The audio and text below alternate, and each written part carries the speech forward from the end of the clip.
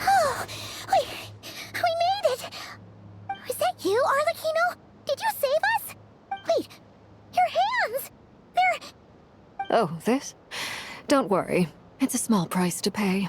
The Abyss wanted to trap you inside, and I defied its will by bringing you out. No wonder it's a little angry. No. I have paid the price, albeit a small one, and it cannot be undone. My hands have already fused with the Abyss. Purification would simply destroy whatever's left of them. But surely... Oh... We're so sorry, Arlecchino. Paimon can't believe you'd make a sacrifice like this for us.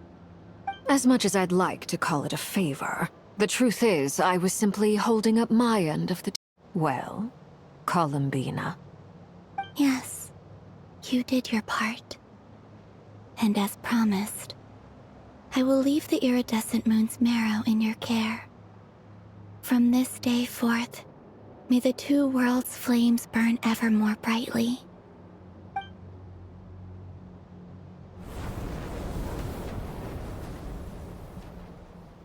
I'll take that as a blessing. Now, Columbina, give me your hand. Accept this moonlight I offer in return.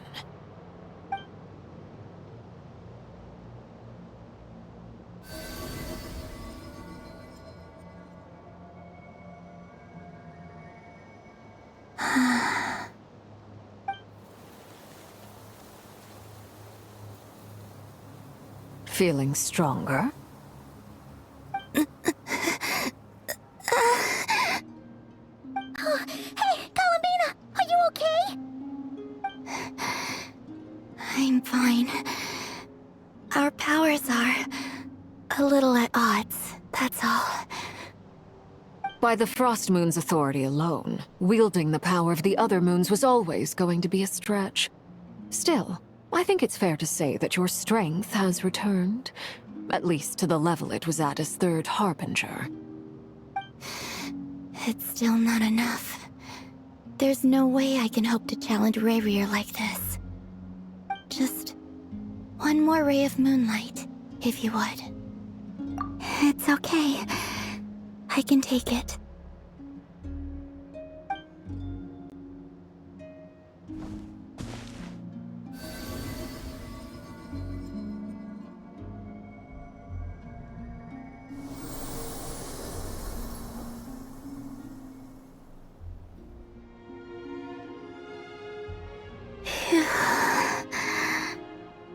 How about now?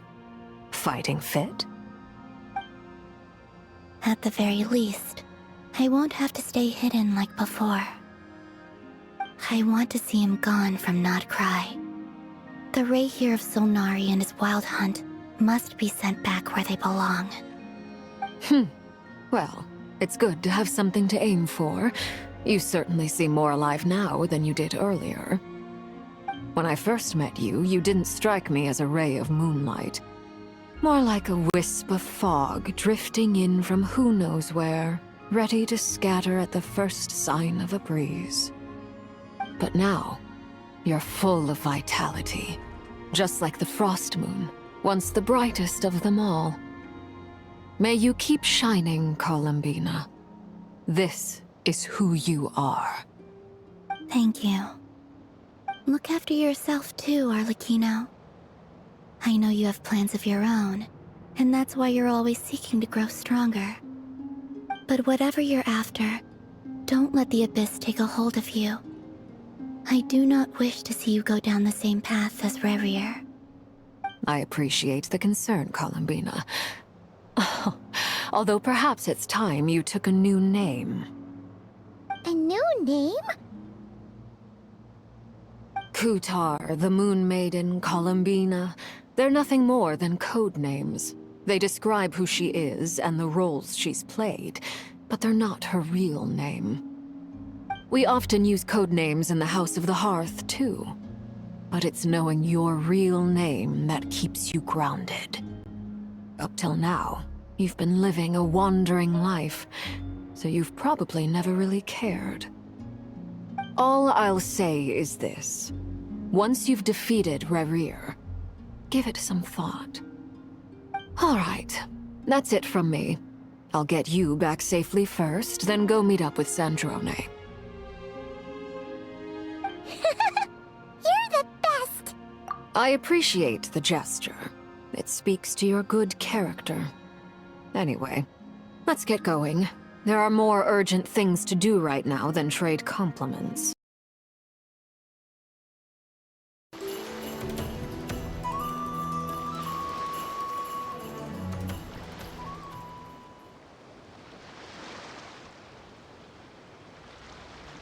Oh, do you think the others are making good progress? Hope it's all going smoothly. Oh, hey look!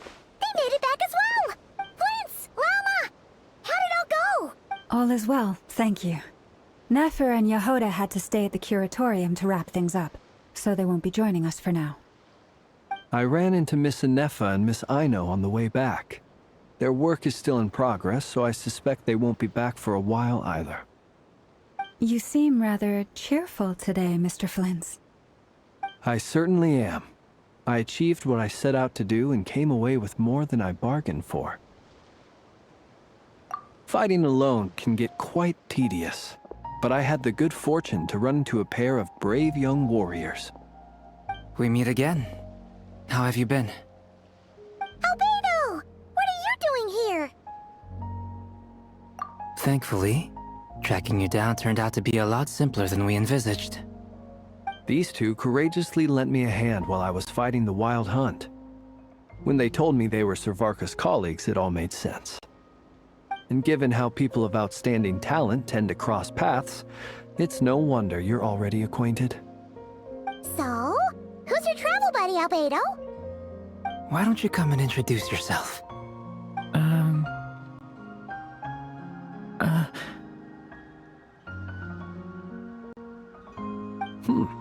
A gentleman of few words, I see. And a rather stern countenance. I presumed you were acquainted with him. Is that not the case? It's nice to meet you. Again. We've technically met before. Wait a sec! You're Minnie Durin! That's right. It's me. I'm glad to see you again. By the way, he says it's okay if you drop the mini.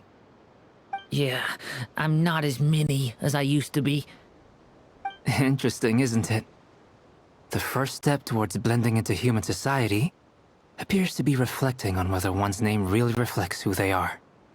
Wow! You look so different! In a good way, of course.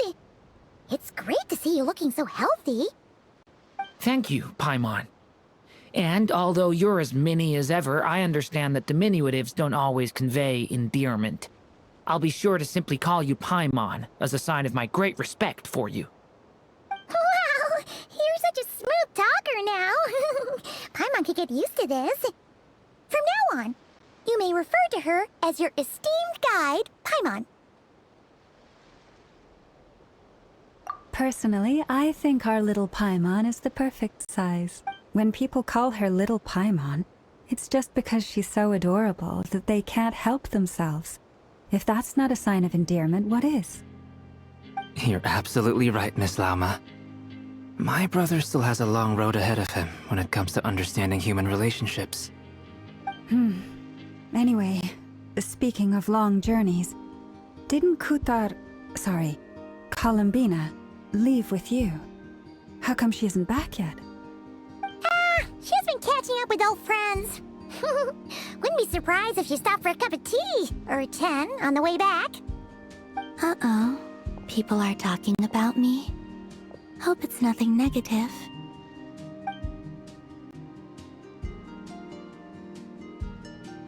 Judging from your expressions, I'm guessing it all went well?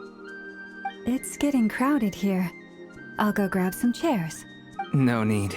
This is a job for an alchemist. I'll whip some up momentarily. Thank you for your hospitality, ladies and gentlemen, but I was merely escorting my friends back. I'll be meeting Sandrone shortly, as we still have some things to discuss. It's been a pleasure, everyone. But this is where I'll say goodbye. We really appreciate your help. Oh, come on. Spare the formalities. I'm just glad I could help out some true friends. I understand. Well, bye for now, Harlequino.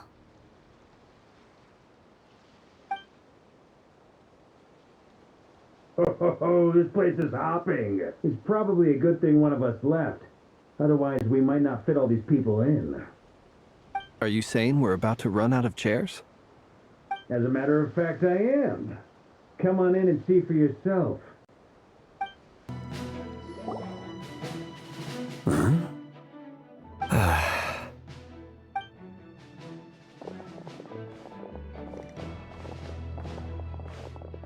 I overheard your little chit-chat outside, by the way. With Miss Columbina's colleague gone, we should be back to the original crew plus the other colleagues I brought in. Though, it looks like we have another new face. Someone else managed to rope in a colleague too? Frankly, you and Paimon are the only people I know here. This here is Deansliff, colleague of Tibet's greatest guide, Paimon, and greatest adventurer, the Traveler. Well, not exactly colleagues, more sort of friends. When someone else jumps in to do the announcing, you know you're speaking to someone important. Let's hear what he has to say. Note to self. Once Paimon knows your name, the rest of the world will soon follow. When he comes looking for us, it's usually something important. Paimon's guessing you've heard about the Wild Hunt, then. From the looks of it, you're about to hold a meeting. If I were to say that the Wild Hunt is our mutual enemy, would that earn me a seat at the table? As the saying goes, the enemy of my enemy is my friend. Mr. Dainsliff, there's a seat with your name on it. Though, I can't promise the same for everyone else. Hey, Albedo, think you can rustle up a couple more chairs? After all this time apart, Grandmaster Varka's first order is to rustle up a couple more chairs. I've missed this. Is he being sarcastic? Hey, he's your brother. Why are you asking us? I've still got a lot to learn about the nuances of human conversation. Trying to decipher Albedo's way of speaking has been like jumping in at the deep end. Oh, good point. Paimon gets you now. Don't sweat it. There are people who go their whole lives without getting the hang of it. You're ahead of the game already. I wonder what's taking Nefer so long. Perhaps you should go and check in with her. If anyone can hurry her along, it's you. I just got back from the curatorium. Besides, aren't you curious to see what's taking her so long? Miss Nefer doesn't strike me as the type to share secrets. And since gathering intel is her specialty, I'm guessing she'd prefer to keep her methods confidential.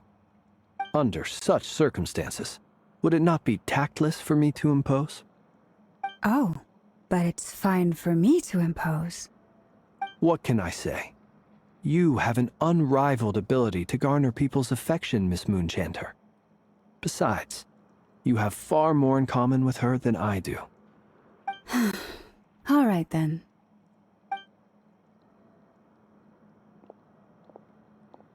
Impressive. She barely fought back at all. I admire your powers of persuasion, my friend. As I'm sure Miss Lauma will realize soon enough, the trick in life is to always pitch in with other people's responsibilities so that you can be selective with your own. Another trick is to simply hide in the background. Spoken like a true sage. Anyway, looks like we've got some time to kill before the meeting. Let's take a little breather, folks. And feel free to chat amongst yourselves. We'll get down to business once the other two arrive.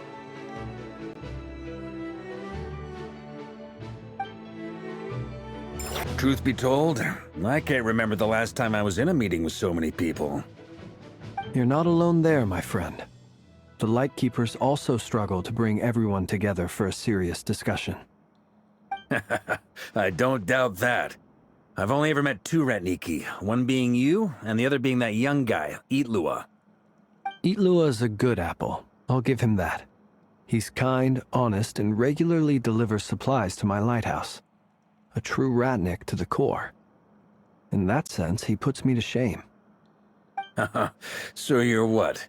A fake Ratnik? That's what it sounds like you're saying. But I get the feeling that's not quite what you meant.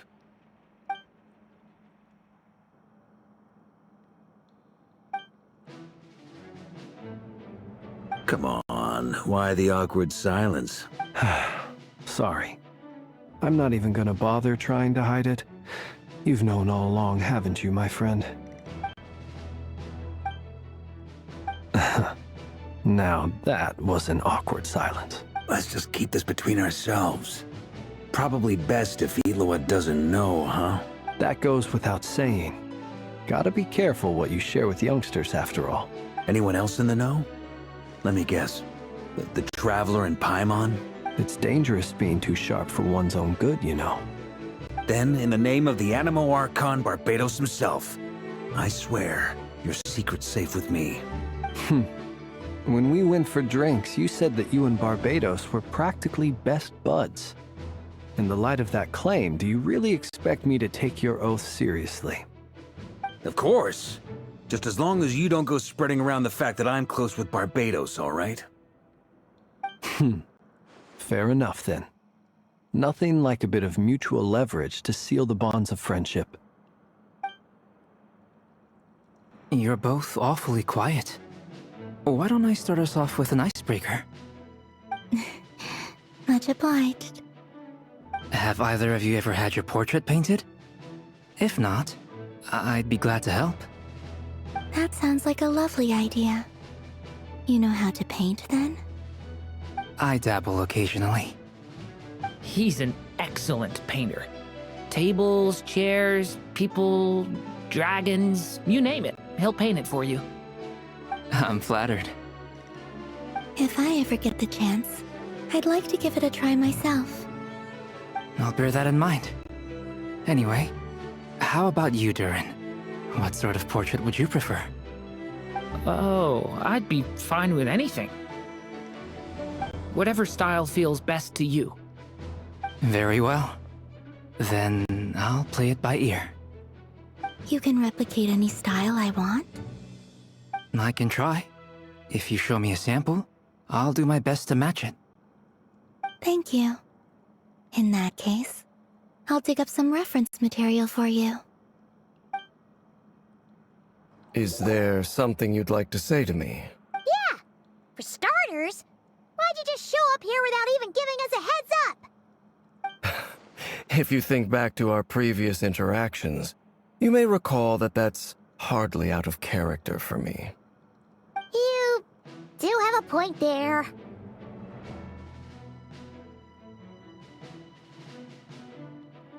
Oh yeah! You'll need to find somewhere to stay the night too, right? Want to tag along with us? You never know. We might get a group discount. Sure, let's do that. Great! Paimon will handle it! And in return, we can get Dainslift to be our very own personal bodyguard. If that's what you had in mind, you should have said so sooner. I'd be happy to help. Oh, okay then. Paimon was only kidding, but good to know. Anyway, since we're all here together, we might as well watch each other's backs. That's just what friends do, right? Indeed. Thank you.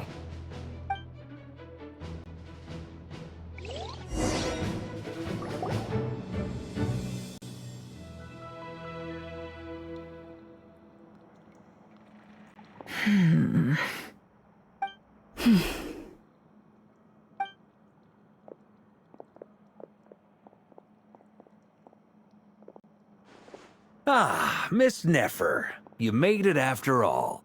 But what about Yehoda? I'm here to give you an update on how things are going on our end. Once this is over, I'll be heading straight back to continue my work. I left Yehoda back at the curatorium to watch over things while I'm gone. Huh. So much for just this once. Shh! Not so loud! We're on a roll here. What if she remembers and suddenly decides to back out?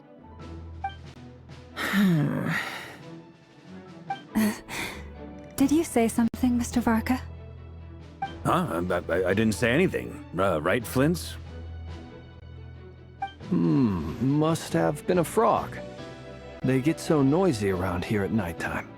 It's like they're putting on a concert in the background. Anyway, before we begin, there's a few introductions to make.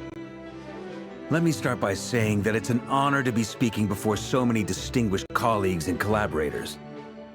First up, we have Miss Lauma.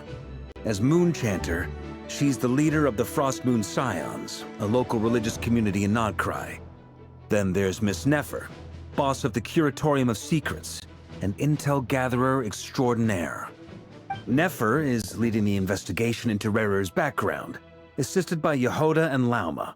From the little I've heard, they're making some great progress. Over here, we have Mr. Flintz, a ratnik and guardian of the abandoned lighthouse. In our last operation, he courageously distracted the Wild Hunt to buy time for the rest of us. For those of you who've never met, this is Mr. Albedo, a renowned alchemist and captain of the Knights of Favonius investigation team. By his side is a new face for us all, myself included, Mr. Durin, who has come to lend his aid. Next up, we have the Moon Maiden and former Fatui Harbinger, Miss Columbina. Then we have the Traveler, who's earned more titles than I can possibly hope to list out, so I'll spare you the rundown. And Paimon, the ultimate travel companion and quite possibly the best guide in all of Tevat. Wow! That's a lot of people! Great turnout! Miss Nefer, it looks like you might have another job coming your way, so, congratulations on the booming business, I guess. You think I haven't got enough on my hands as it is? Who's looking for me now? That would be me, Miss Nefer. I have a commission for you. And you are? Who I am doesn't matter right now. What does matter is that I'd like you to gather more intelligence about the Recher of Solnari. Well, it's not as if we never take on anonymous commissions. But in your case, I'll have to decline. I'm gonna take a wild guess and say your job's probably more hassle than it's worth. Something about you seems like bad news. It's my eyes, isn't it? Conrian, I assume. And what's with the mask? Are you trying to hide your identity? In any case, the fact that you're even still alive raises an awful lot of questions for me. My name is Dainsleif. And yes, I am from Conria. As I'm sure you're aware, the Recher of Solnari's real name is Rerir. He was once an acquaintance of mine. Really? Then you must have been quite an influential figure yourself. You flatter me, but none of that matters anymore. My point was simply to clarify why I have asked Miss Nefer to investigate Rerir's background. So you're both from Conria, and it sounds like you used to be friends? What am I missing here? Surely you already know how he became one of the Five Sinners. I'll tell you everything I know. The history of Conria, the names and identities of the Five Sinners. I remember it all like it was yesterday. I have never spoken openly of this before, but the truth was exactly as people say. The Five Sinners were each driven by their own desires, and it was by playing upon these that the Abyss tempted them to their fall, tearing Conria apart in the process. The visionary, Vedafinir, who wished to foretell the future, the wise, Haroptatir, who sought limitless knowledge. Gold, Rhine-daughter, who desired to create life. The foul, Sertologi, who pursued supreme strength. And last, but not least, Raker of Solnari, Rerir, Ravager of the Moon. Of the five, Rerir is the only one who remains a mystery to me. He never harbored grand ambitions, so what changed in the space of a single night? How did he come to fall like the others? In other words, you're saying that his change came as a shock to you, and you have no idea what actually happened? That's right. You mentioned how the Abyss tempted them, which led to their fall. But what did that look like in practice? And what other context can you give me about the events of that time? The more detail you can give me, the better. Strangely, now that it comes to it, I hardly know where to begin. The fateful night took place during the era of the Eclipse Dynasty. One day, my elder brother, the visionary, Vedifenir, was summoned to the palace by the Vinster King, only for the king to gouge out his eyes and cast him into the dungeons. When I came to hear of this, my fury knew no bounds. I gathered together every ally I thought I had, and together, we set a night to storm the palace and free Ved. Centuries on, the memories of that night still haunt me like a never-ending nightmare. We broke through the palace gates, just like we had planned, each striking towards our separate targets. But then, I was betrayed. Even Vedifenir, the very person I had come to rescue, abandoned me and partook of the Abyss's power. So, it's personal after all. Then tell me, Mr. Dainsleif, what price are you willing to pay? You, of all people, must know that nothing comes for free. I cannot say what price would be worthy of such a commission. But know this. Rerir was not always a madman. Believe it or not, there was a time when he was just an ordinary man, working for the Conrian Intelligence Service. Uncovering the truth of Rerir's past is the only way to unravel this mystery. But before you decide if you will accept my commission, I will tell you more about him. Enough, I hope, to help you plan your next move. Sounds pretty good to me. Feels like we just flagged down a random passerby, only to discover he's actually a master strategist who has a score to settle with our enemy. Can I borrow your halo? It could be useful in the lighthouse. Hey, enough with the wisecracks! Besides, isn't that lamp of yours bright enough already? Relax. It was meant to be a compliment. If that was a little over the top for your liking, I'll make sure to tone it down next time. I'll give your proposal some serious thought, Mr. Dainsleif. Let's speak in private once the meeting is over. Before that, there's a few things I'd like to share.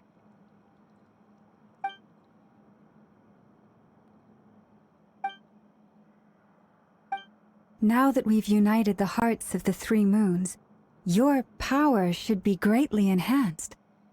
But it seems like that hasn't happened yet. I believe it will take a little longer. You've done so much for me, so I want to be completely honest with you all. Even though I'm doing a lot better now, the truth is, my recovery will likely be an ongoing process. From the moment I was born, my power has been slowly ebbing away. And that is because Tevat has never accepted me. Even with the moons united as one, it seems my rejection cannot be undone. So far, I have yet to find a solution. It may turn out to be a problem that will plague me until the day I finally leave this place behind. Even so, I will do everything in my power to help you drive out the Raher of Solnari. As Arlecchino put it, this is not about chasing the spoils of victory. It's just a gesture of heartfelt gratitude. Kutar.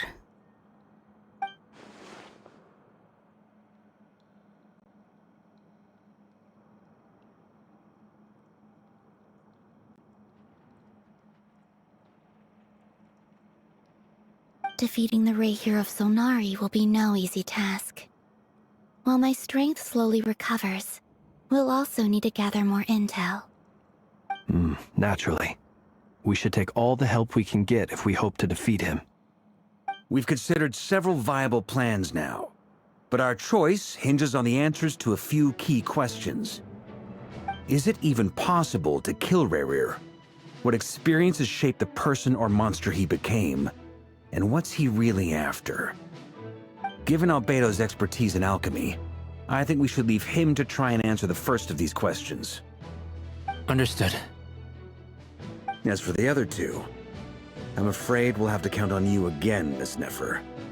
Believe me when I say it's not my wish to burden you. But right now, relying on your skills is our only option. So you're placing all your hopes on me, huh? We can't thank you enough for agreeing to help us. Honestly, I can hardly believe how lucky we are. You sure have a talent for changing your tune, Miss Moonchanter. Timid like Yehoda one moment, then flinches insincere flattery the next. Ladies, please. I must object to your portrayal of me. That's all. Feel free to keep bickering. Just pretend I'm not here. I almost don't want to leave this room. I'm curious to see how this plays out. I have faith in you, Miss Nefer. Something tells me you'll stand by us until the very end. Oh? And what makes you so sure of that? What if I suddenly decide that my compensation is insufficient? This isn't about the money. I can sense that you've got a deep-seated distaste for Rahier. And knowing you, that alone is motive enough. Look at them getting along so well. Like two peas in a pod. And I'm the one they accuse of insincere flattery. There is no justice. Miss Lauma, you have to understand something. Unlike you, I don't actually enjoy having everyone's hopes on my shoulders. Is that right? Well, maybe the fact that I'm willing to put my hopes in other people says more about me than you. But the fact is, I also trust you. And that's because I know that you're someone we can count on. Anyway, we've got our plan, so let's get moving. Mr. Dainsleif, let's talk. And Traveler, once we're finished, if you've nothing else planned, I'd like you to come with me. This whole experience is teaching me a lot. For instance, I now know that when other issues come up in the future, I'll have far more luck getting Lauma to convince Miss Nefer than trying to do it myself. Hate to say it, friend, but that's one of the funniest things I've heard in a while. Why? You think I've got it wrong? Quite the opposite. But what makes it so hilarious is how long it's taken you to realize.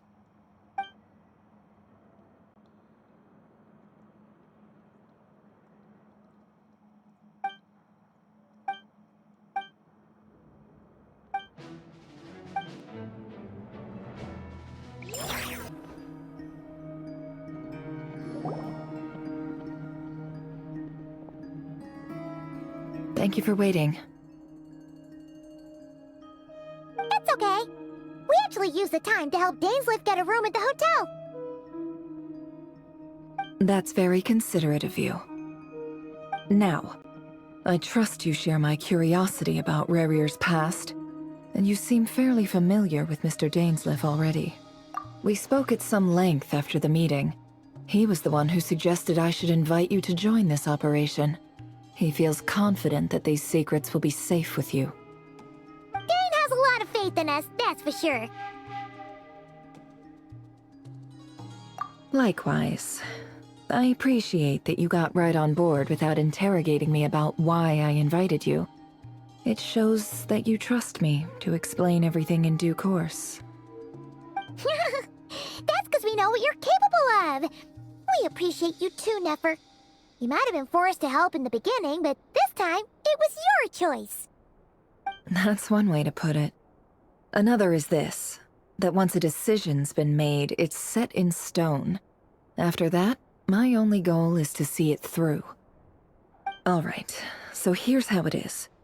I'm going to access Rerir's thoughts again using my confidential method. Now, I'm sure you've seen things like this before on your travels, so you're surely well aware of how dangerous it can be. The reason I've gathered you all here is to ensure my safety during the proceedings.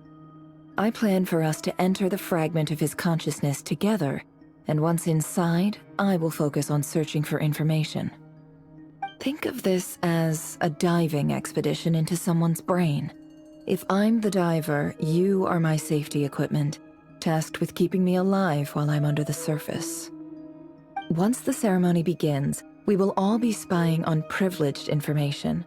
But in the interests of safety, you must remain absolutely silent at all times.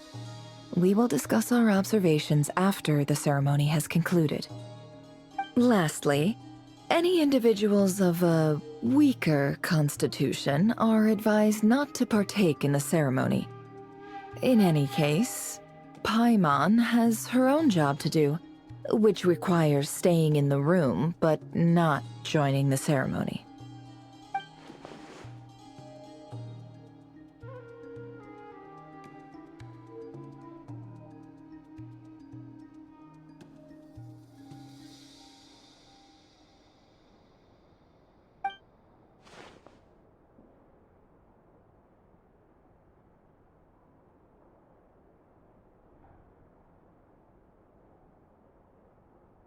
Well, good luck, everyone!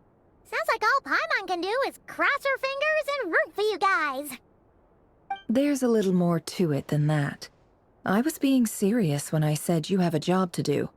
While the rest of us are inside Rerir's mind, it's imperative that we have a team member on the outside.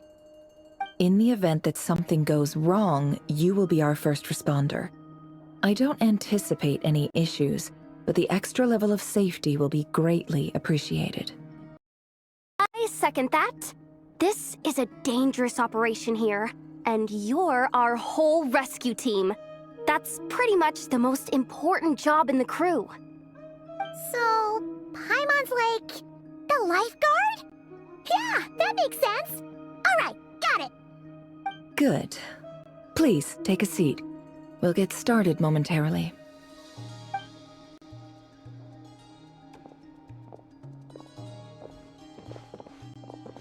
So, did Mr. Dainsleif tell you anything else?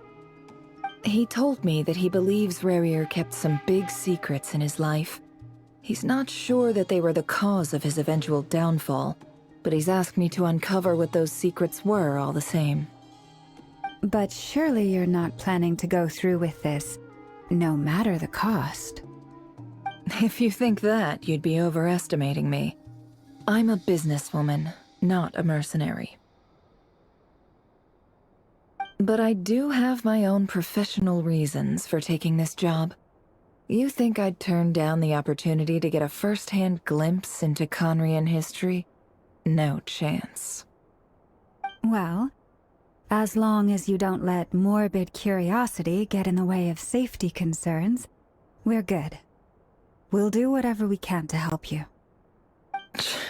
You're such a killjoy.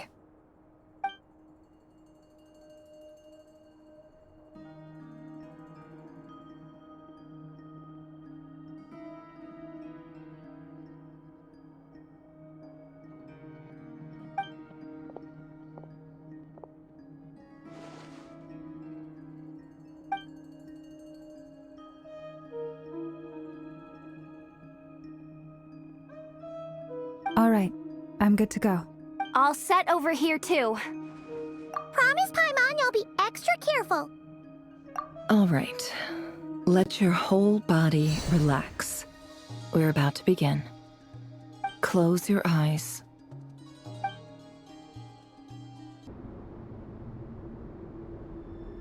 Phew. Could this be his office? Pretty standard setup. Bookshelves, paperwork, files. According to Dainsliff, Rarier used to be an intelligence operative. Chances are there's plenty of top-secret intel stashed away in this room. Is this where you keep your secrets, Rarier? Can't say I'm not looking forward to this.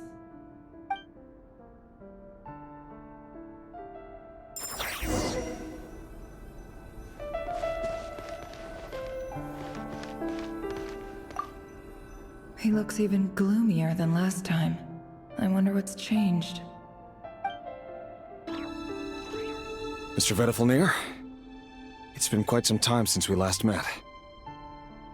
Rarier, I trust you're here because you have something important to discuss. Forgive me.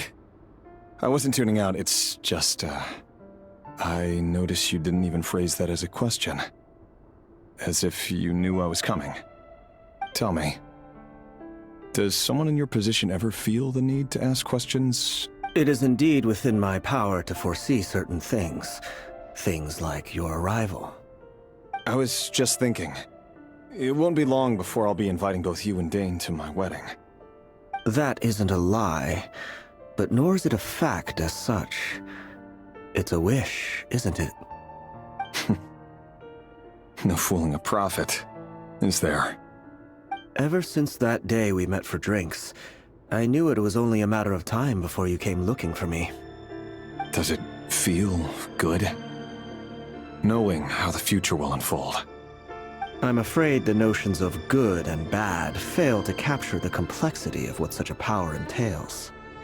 Once you've seen what will come to pass, it can be all too easy to succumb to fear and melancholy. Unless, of course, you learn to abandon these feelings.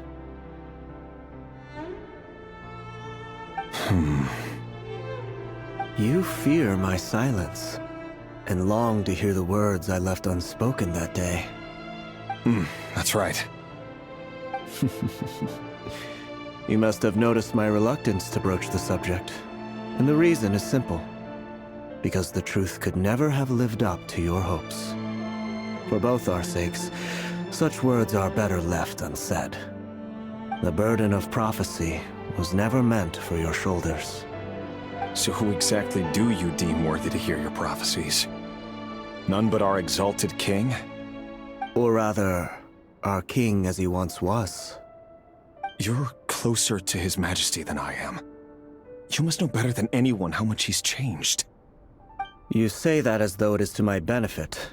Yet precisely because of that, I dare not speak rashly. A king can turn out to be the most virtuous of rulers, or a tyrant more terrible than the most vicious of dragons. You are so wise and far-sighted, yet still you would have me live in fear of the unknown? You make a fair point. Especially given my silence alone was all it took to send you spiraling downwards. Very well then. Let me offer you some advice. And I say this not as a prophet or a visionary, but simply as the brother of your friend. For many reasons, there is very little chance of your marriage ending in happiness. If happiness is what you seek, you should find another fiancé.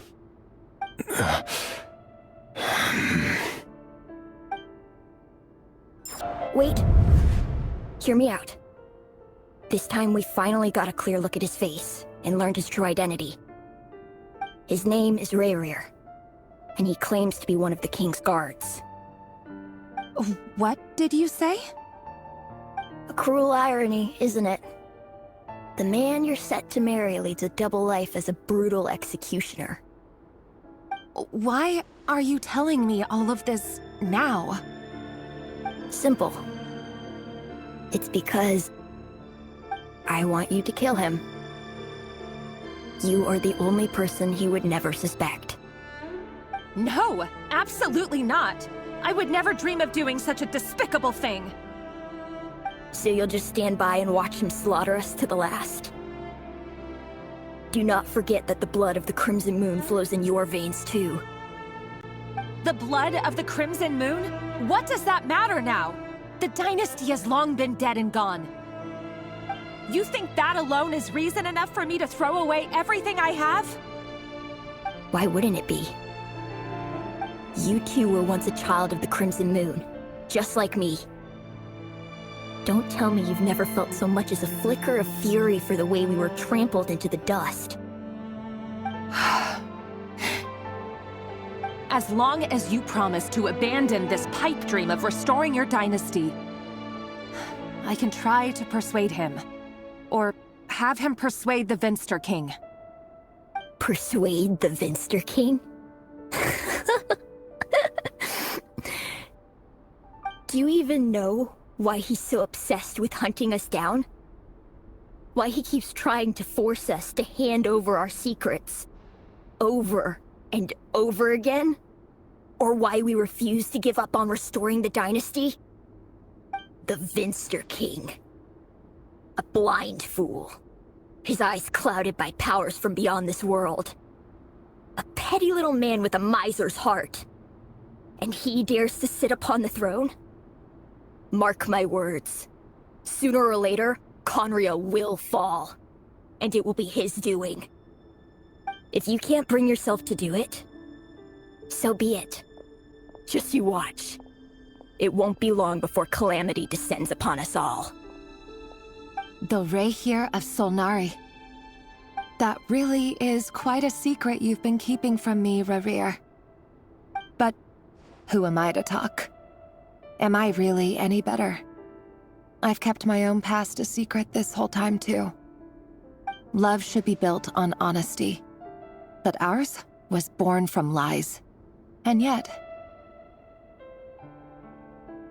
is it really so wrong to hide things that would only make life harder?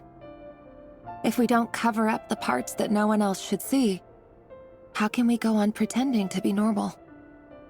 Vedifulnir must have known all this. And that's why he made his prophecy. In the end, nothing stays hidden forever.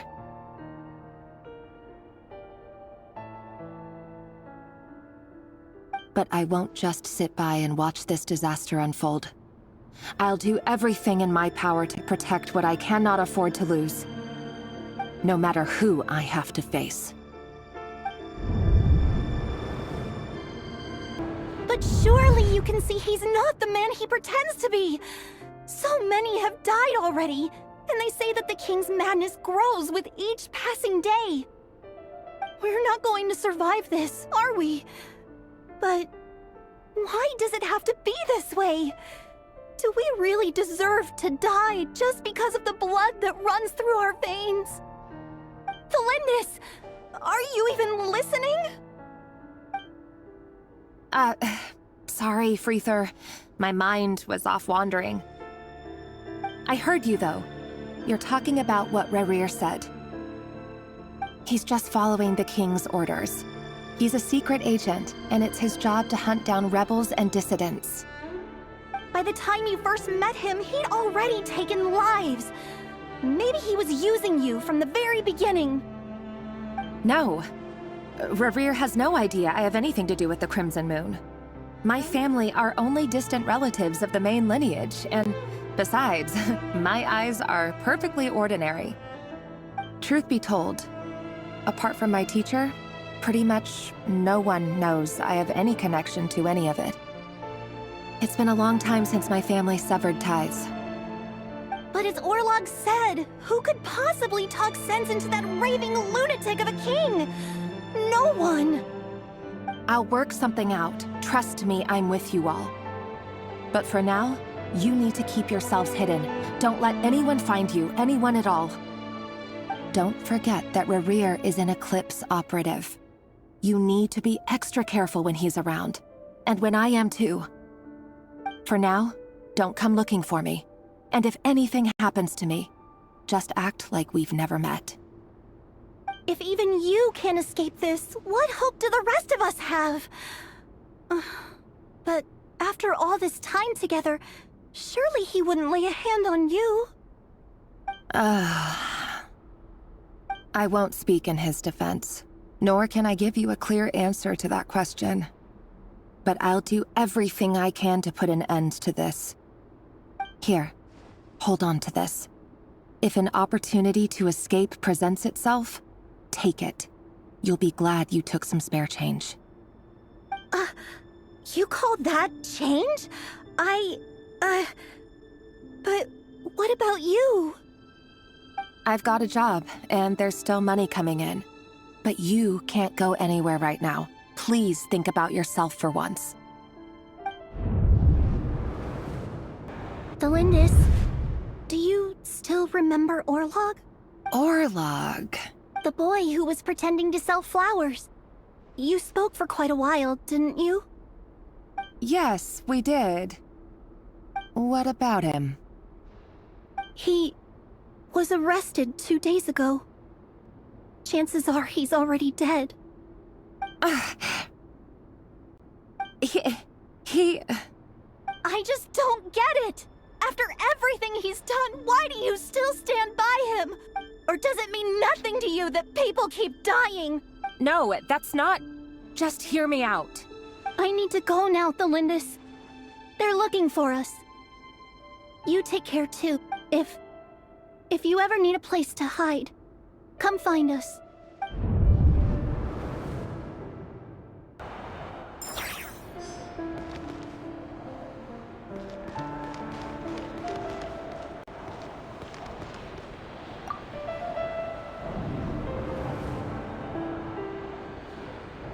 Author, Delindis. Over the course of this week, the research object was subjected to interference for a total of 47 hours for experimental purposes. The results are as follows. All subjects of observation that were sent inside have now... The situation within is proving more problematic than anticipated. No progress whatsoever. What now? Won't you give me even a glimmer of hope? Things are getting worse by the day. I have to find a way or we'll all be in danger.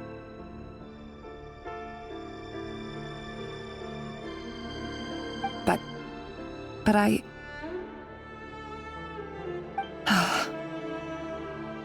If all this research comes to nothing, what then? Sooner or later, it'll be my neck on the line. But could he really bring himself to kill me? No. Surely he wouldn't have the heart.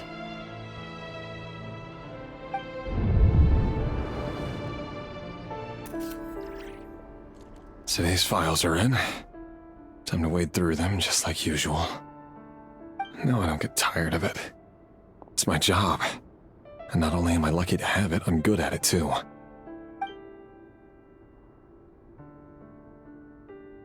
Huh. Wait. That's... Delindis? No. No! No!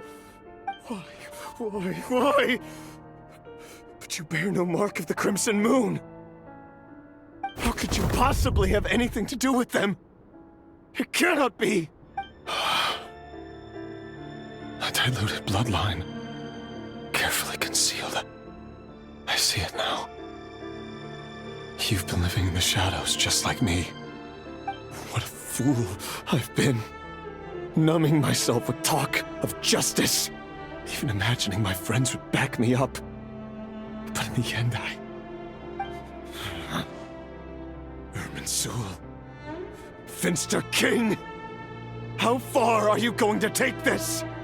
From the direct bloodline to secondary offshoots? And then what? Today it's the descendants of the Crimson Moon. Who will it be tomorrow? Will you not rest until everyone down here is dead? No. This cannot go on. This is where it ends. You're really letting me go? I am. As long as you can guarantee that no one will find you. Don't worry, I'll be extra careful. No one will know I was here. But... what about you? Me? If you let me go, you won't be able to complete your mission, will you? Good point. In that case, maybe you should stay. No, please! I just want to see the outside world again. To... Go on living? Yes. I know you're a man of your word. So please, just let me go. If I let you leave, what will become of me? Just kidding. Go, now. But remember, don't let anyone know you were caught. We'll be seeing each other again very soon if you do.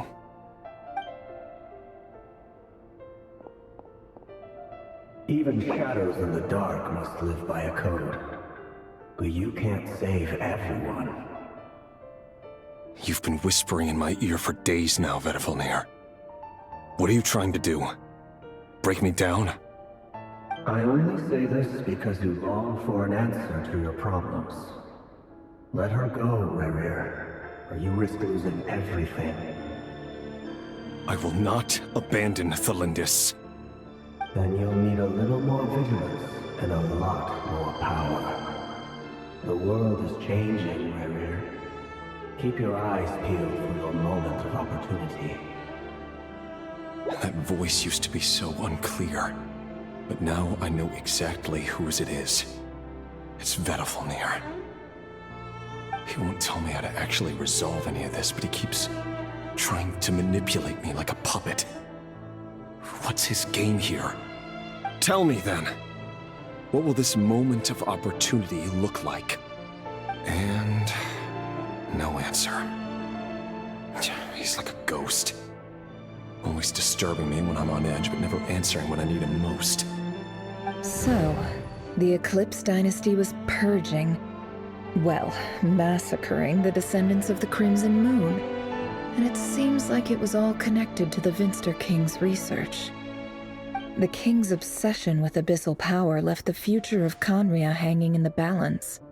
No wonder every aspect of Rerir's life was so unstable.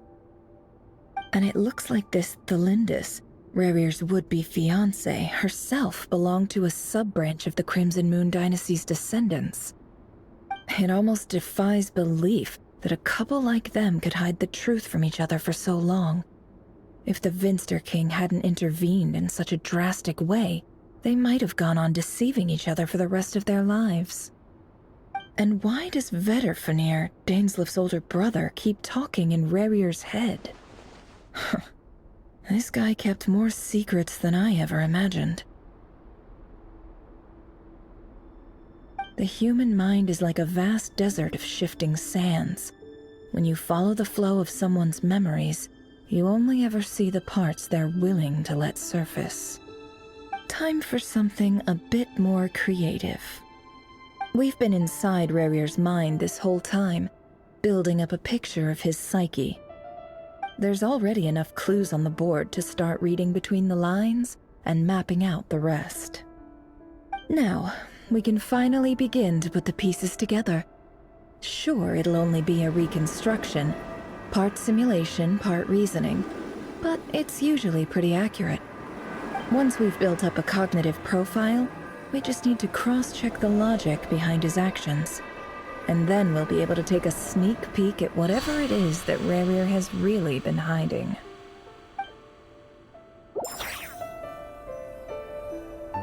Hey, Rerir! Come out, it's urgent! Dane? What's wrong? Quick, come with me. I'll explain everything once we've met up with the others. Okay, I'll come. But Thalindis is still over at the Universitas. I'll need to leave her a note. All right then, but make it quick. I've never seen Dane so worked up before. Whatever this is, It must be big trouble.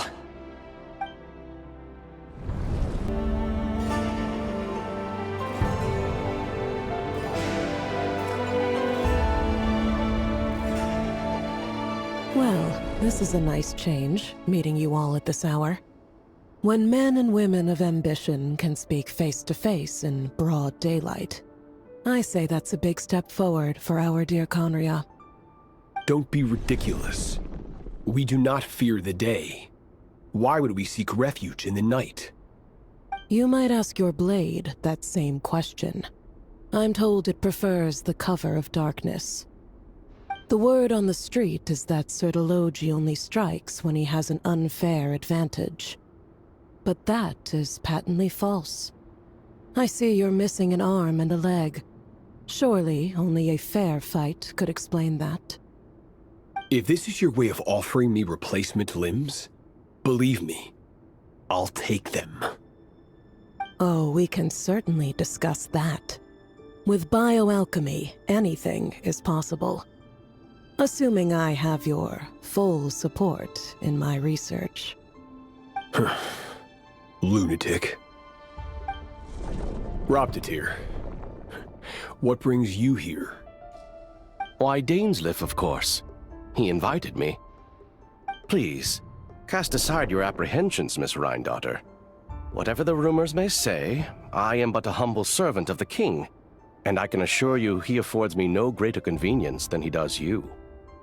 Well, the Universitas Magistrorum won't stop fawning over you, so at least some of the rumors must be true. You're clearly doing well for yourself, so drop the humble servant act. It endears you to no one. You're president of the Universitas Magistrorum, the chief royal mage known as the Wise by royal appointment, and by far the most favored among the 4 pillars of Conria. Vice President Veit doesn't even try to hide his envy when he sees you. My success is the product of hard work and good luck. It's as simple as that. Were the king not such an extremist, I hardly think I would have received a senior post at my age. Of course, no job is without its gripes. Serving a king like ours can be a challenging task, as I'm sure you can imagine. And as for Efterveit, in missing out on the presidency, he's dodged a mountain of stress. Like everything else in life, it comes with pros and cons. You're all here. I apologize for the short notice, but it was an emergency.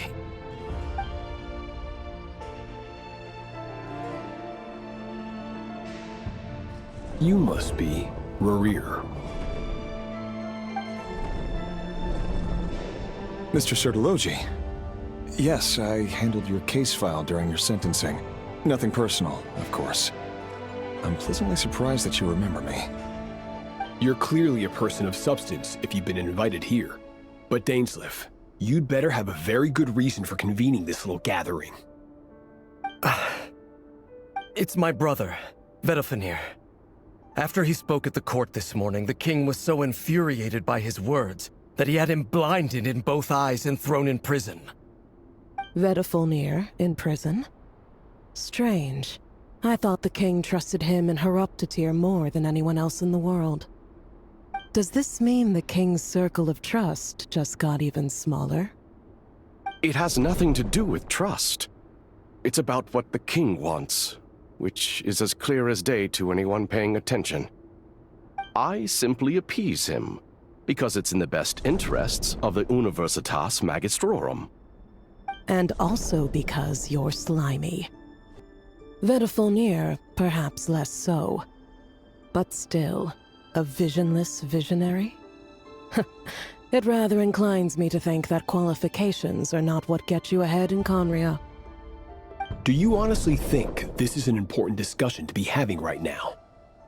Dane, what are you planning to do? Rescue Vedofenir, I assume. Correct. It will mean storming the palace by force. Tonight. I need all of you on my side. That's far too dangerous. And don't forget, Dainsleif, you're captain of the Royal Guard. You swore an oath to the throne. Hmm? You've been planning this for a while. haven't you?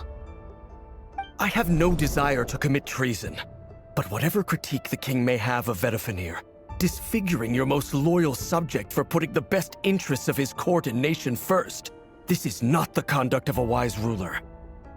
My blade will force the king to see the error of his ways.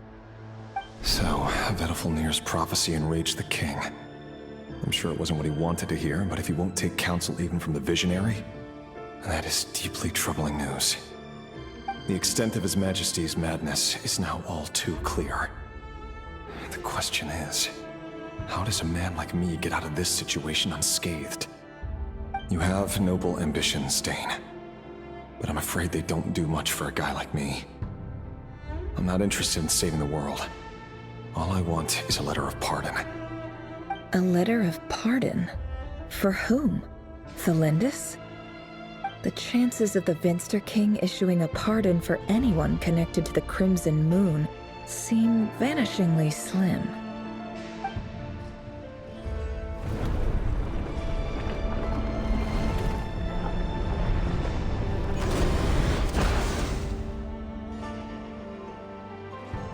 This black fog over the board must have some connection to Thelindis. But why is it taking this form? Does it have something to do with Rerir's past? Another mystery I'll need to unravel. Author Thelindis. Over the course of this week, the research object was subjected to interference for a total of 60 hours for experimental purposes. The results are as follows. Research dating back to the Crimson Moon Dynasty has established 2 points regarding moon marrow. Firstly, its origins have something to do with a god's power. Secondly, it serves as a portal to an as-yet indeterminate location. Moon marrow can thus be defined as a spatial gateway. However, there are a number of hurdles to overcome before we can answer the question of where it leads to.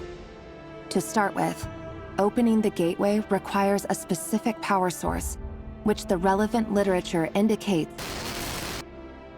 An enormous amount of power is then required to keep the gate open. Currently, the total power output of our instruments remains in the single digits. To make matters worse, I am now the only staff member remaining in the Moon Marrow lab. The Universitas Magistrorum recently decided to move most of its personnel into abyssal energy research, which has stymied all Crimson Moon-related projects. This is not a wise move. I have always maintained that placing all our hopes in a single source of power is risky, especially one as poorly understood as this. As well as making ourselves overly reliant on a single resource, we are neglecting other promising technologies. I apologize if this comes across as disrespectful. But as a Moon Marrow researcher, I desperately want to see the world beyond the gateway. If we really made it there one day, what would we find? And how would we go about taming the unknown? My imagination is endlessly fueled by questions such as these.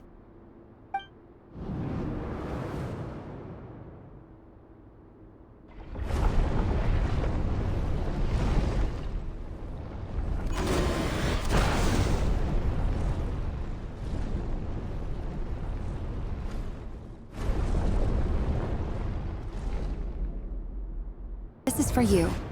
I heard you're gonna leave the city with your parents. Thelindis, did you hear about what happened? I've heard nothing. Rerir got back very late last Friday, and he was acting a little unusual, but he slept pretty well, so I'm guessing whatever he did was a good deed.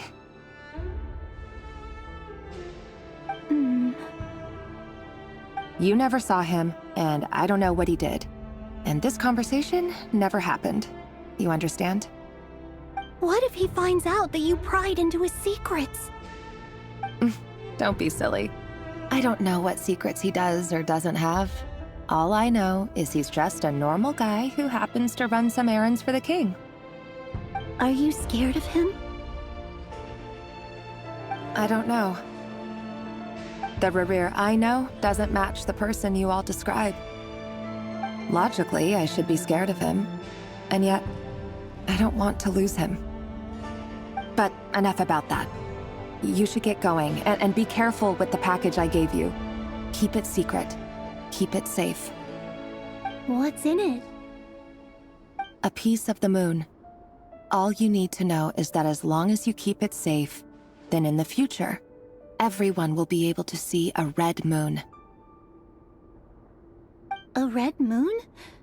You mean our moon? That's right. Our moon. Promise me you'll look after it. I promise, Thelindis. The Crimson Moon bloodline will never die out. Its light, the color of blood, will become like a fire that flows in our veins. No matter how long it takes.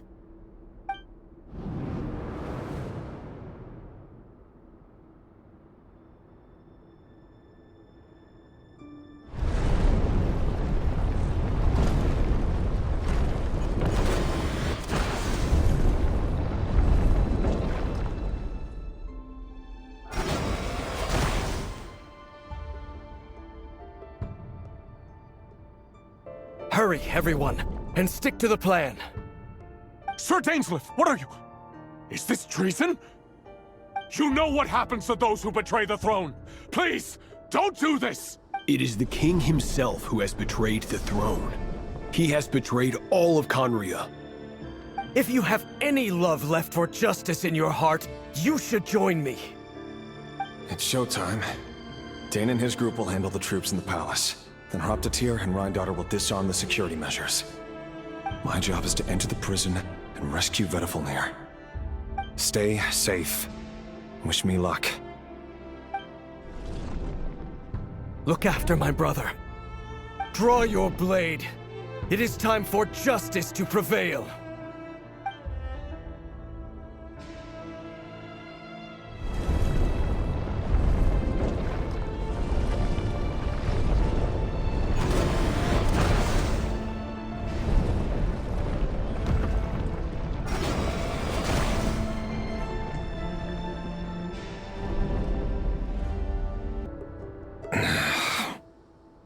This place is filthy.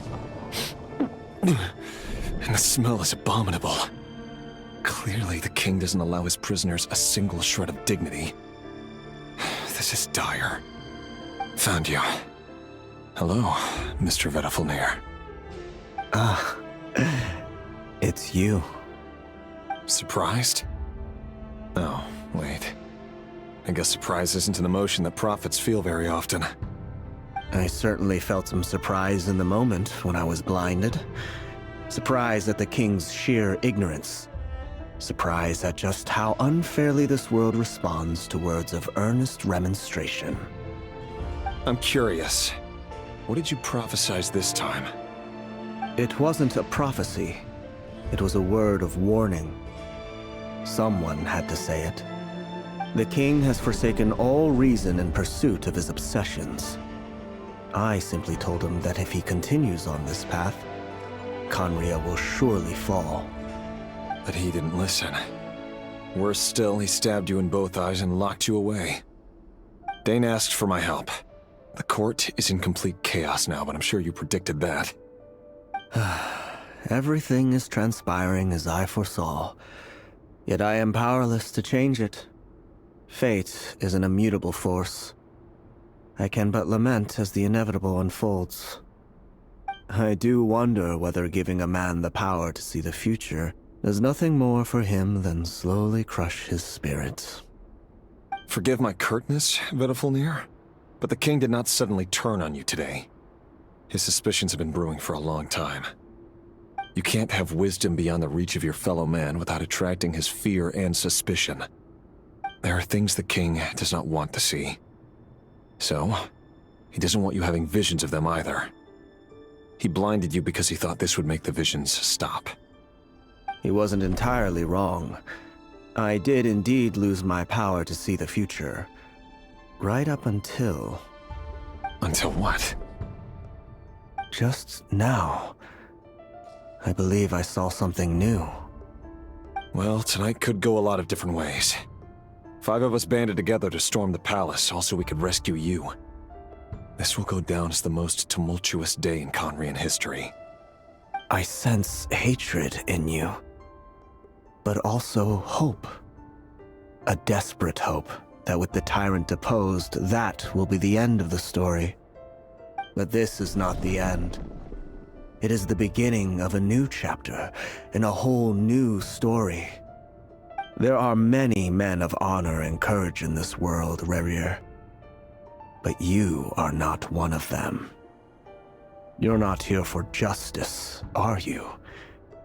You're here for yourself. Is that a dagger? Interesting. Why not the polearm? It was always your weapon of choice. With your abilities, I don't doubt that you were able to recover some of your sight. But I also doubt that you want to make an enemy of me right now. Of course not. We're on the same side, aren't we? We could be. But I need you to be honest with me, Vedafilnir. At this point, you're my only hope for the future. You mean your future? With your beloved, Thelindis? Yes. And I know there are bigger things at stake here. A dynasty, a nation, maybe the entire world. But forgive me, I care first and foremost about myself. I can't abandon the one I love to save myself. I just can't do it. But you see a broader picture of the future than I. You see the solutions to the biggest problems of our age. So tell me, what is my solution? What's the answer? In matters of fate, answers are either right or wrong. What will be and what will not. Maybe you are willing to pay a certain price in the pursuit of happiness, but unfortunately, fate does not negotiate. That is the cruelest thing about fate. It is unmoved by your sacrifices. That can't be true. I know it's your voice that I keep hearing in my head, urging me to see how the world is changing, to seek more power, so I can protect the things I love. You show me disaster, but you won't show me how to avoid it? Why? Why are you doing all this? My voice. In your head.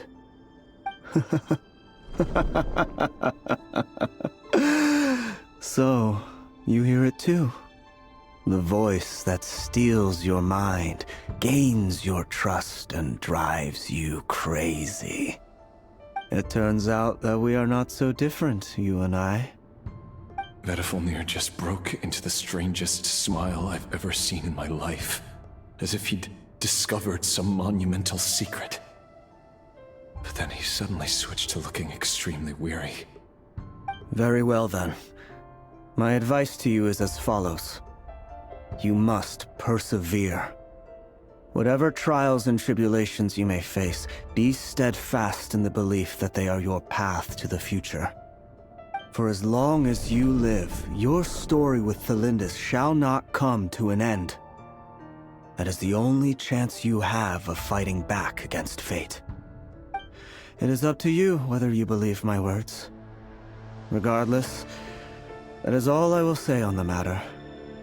I have no right to intervene any further. I will hold you to your word. Thank you for setting me free. In return, I will tell you one more thing that you cannot afford to ignore. Just then, a strange wave of energy rippled through the city. We had no idea what it could mean. If I were you, I would head to the Universitas Magistrorum. The Universitas? Oh no! I'm sure we'll be seeing each other again very soon, Rerir. Whatever Vedafilnir said, I didn't catch it. I didn't even help him out of the prison. There was no time to lose.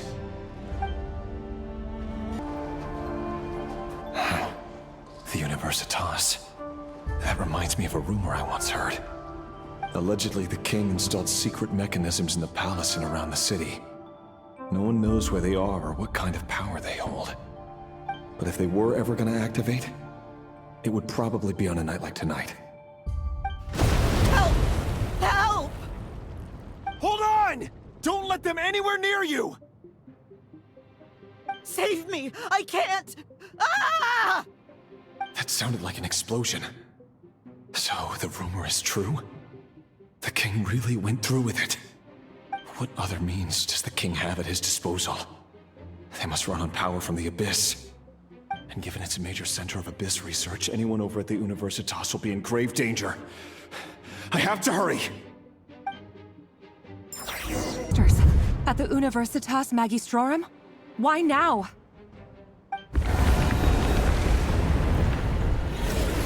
Oh no! They're coming! It's no use. The table won't hold out much longer. The weapons. Where are the weapons? Of course. All the lab equipment was upgraded after the inspection last week, but the new weapons haven't been allocated yet. I'm done for. Is anyone there? I need help! Ah! Stay back! Please stay back! Please!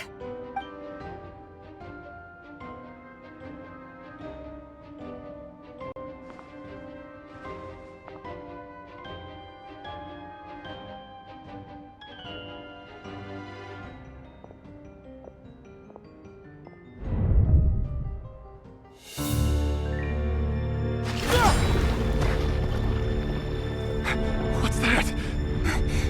Reverie! So the rumors about your work are true. What? No! Listen, something happened at the palace tonight. We have to leave! You don't need to lie to me anymore. What do you mean? I know why you're worried, and I will respect the decision you've made. But it's okay, because I found a solution. I know how to end all this. You can have it back. The normal life you so desire. But until then, I'm afraid our wedding will have to wait. Celindus? No, don't do it! Celindus! Celindus!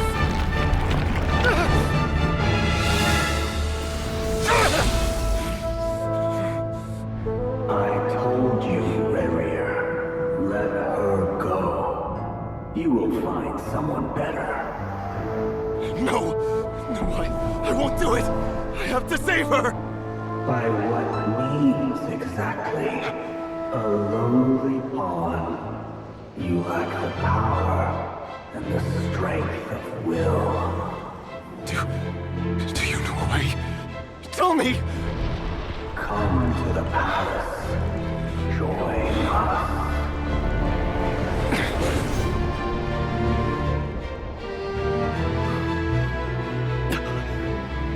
Reverie, thank goodness we... Step forth and take your share. You made it. Not you too.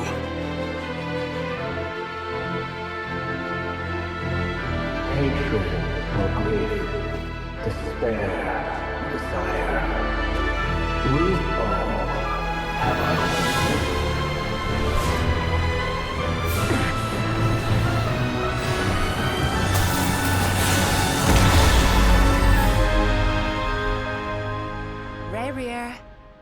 Reverie. Celindus? Were you daydreaming?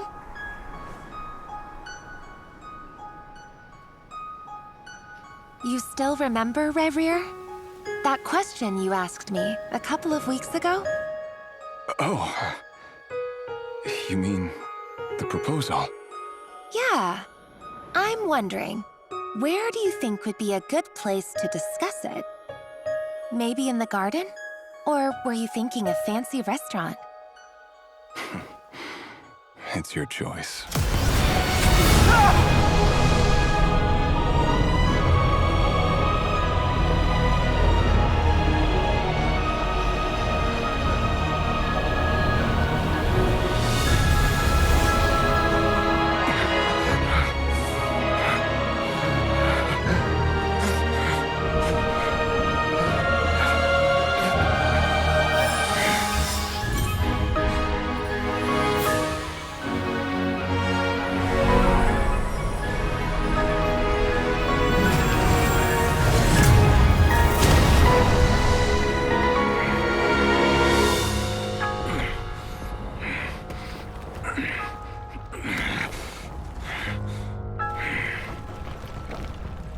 will find you. And then, you can give me your answer.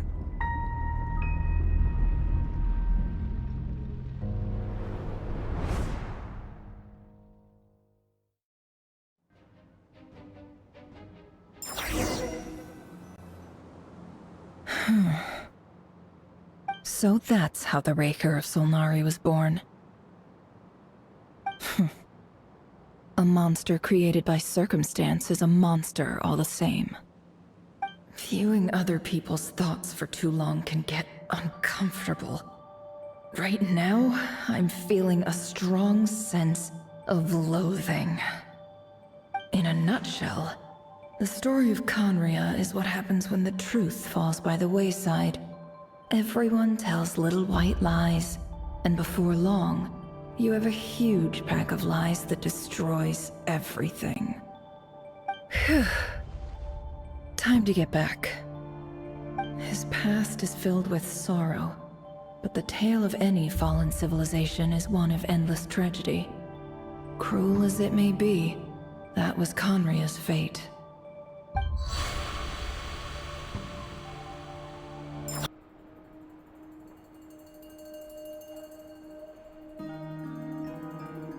Everyone, I'm back. Can I get a standing ovation? Never! How are you holding up?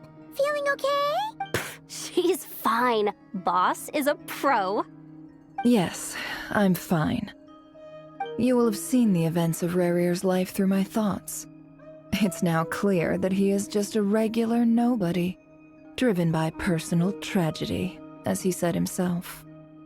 I mostly agree. There's only so much we can know about him from his memories alone, but they did give us a clear glimpse into his life in Conria. However, I would not consider Rerir to be a nobody. He was deeply involved in the events of that era. Yet, when the catastrophe of a generation strikes, nobody is safe. Sounds to me like you're speaking in riddles again. Is this you urging me not to abandon the people of Krai in their hour of need? That's not what I meant. Although I do hope you choose to remain a part of the plan. Without you, the mission ahead will be all but impossible. Then try to remember that I respond better to the carrot than the stick. And I don't appreciate being bossed around. Now, as for you, Missy, you were excellent. You stuck to the rules of the ceremony and kept your mouth shut the entire time. Bravo. Cool. So, can you fill me in on the deets now? Most of what I saw went right over my head. Patience. You'll hear the whole story, don't you worry. But let's meet up with the others first. It will save me narrating it twice. Yes, boss! Let me get that door for ya. That's more like it. For a moment there, I was worried you'd forgotten about the first clause of your employment contract. Forgive my curiosity, but what does the first clause say? It says I gotta do the annoying stuff that boss is too lazy to do for herself. Like opening the door, pouring the tea, yada yada. Is that right? If something is in the contract, it's because she willingly agreed to it. Rest assured that the Curatorium abides by the very strictest of labor policies. You don't seriously think I'm cruel enough to treat her like my slave? In any case, I've hardly shied away from my share of the work today. Hope I don't catch Flintz and Varka lounging about in their chairs, enjoying a leisurely cup of tea. There's nothing I dislike more than other people enjoying themselves while I'm hard at work.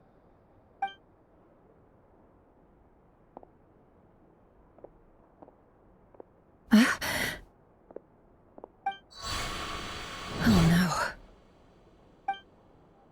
no. Sorry to disturb you, but we seem to have run into some trouble. Evidently so. Don't worry, I'm not about to leave you to fend for yourselves. I'm not that kind of boss. And it would go against the Curatorium's labor policy. I'm sorry. What did you hear me say? I wasn't talking about labor policy. Wait. How long have I been standing here? Not long. You just appeared by the door a moment ago.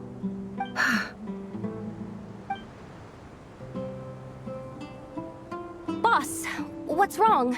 You look like you've seen a ghost. We've been tricked.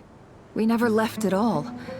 Somehow I hallucinated that whole scene back inside the office. Hallucinated? But how? How indeed. This place should heed my will alone. All thoughts and actions that occur in here are just a result of pawns moving across the chessboard in a carefully calculated manner. And nobody has access to this chess set but me. So you control everything in here? More or less. But yes, it's a special technique of mine. Has anything like this ever happened before? Only once. It was the first time I used the chess set. Is there any similarity between what happened then and what's happening now? I suppose my thoughts are a little turbulent, which was also the case my first time. Is there anything I can do to help? The first clause of your contract clearly states that I only need your help with things that I'm too lazy to do myself. Meaning, you're not feeling lazy right now? Meaning, this is not something Yehoda can help with. The chess set is a personal treasure that I alone understand. I must be the one to find our way out of here. Boss, it's fine. Really. Let me do something useful. Oh, listen to you. Whatever would I do without you, Yehoda? What? Really? Yes, really. Where would I ever find another employee as obedient and servile as you? God forbid anything ever happens to you. Oh, okay. Well, anyway, I was thinking of fetching some water. There's gotta be a source around here somewhere. I suggest everyone finds someplace comfortable to take a rest. We gotta conserve our energy. Even though all this chess malarkey doesn't exist in a physical sense, mentally speaking, it's all real. And so is our tiredness and fatigue. You don't want to dismiss mental fatigue. Just because it isn't physical doesn't mean it's any less serious. But anyway, I got your backs, so don't worry about a thing. Don't I have the best employees? Jealous much? If we can find a suitable time, I'd love to borrow Yehoda for a day to help out at the Frost Moon Scions. Would you be amenable to that, Boss Nefer? Oh, Lauma. Have I ever told you just how pretty you are? Beauty runs from the tips of your antlers to the depths of your imagination. Time to rally, everyone. Follow me. As we continue our journey, the same rules will apply. That means stay focused and no talking no matter what we encounter. And don't disturb the chess pieces. You have my word that I will get us all out of here.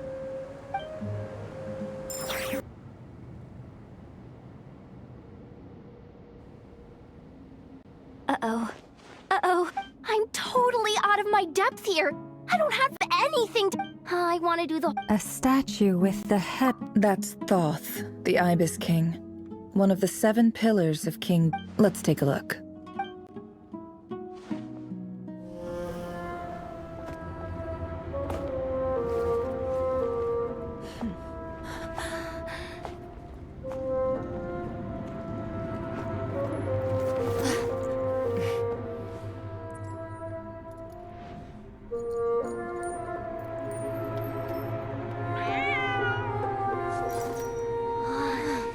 It's just Ashru. So, all is well?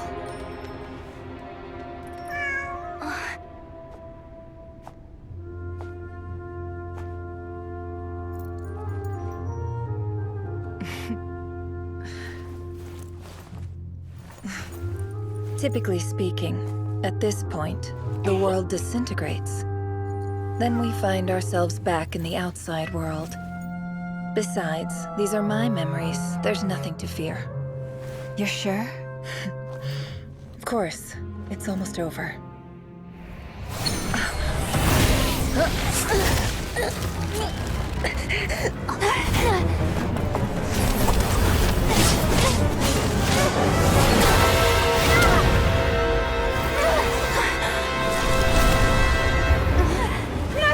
Hold on!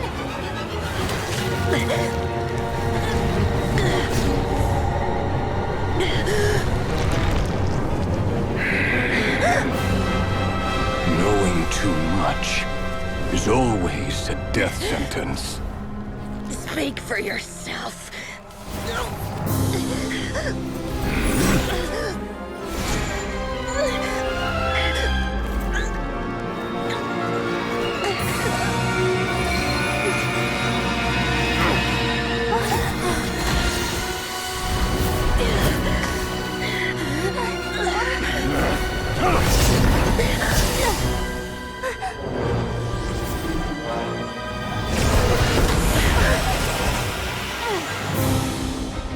How repulsive.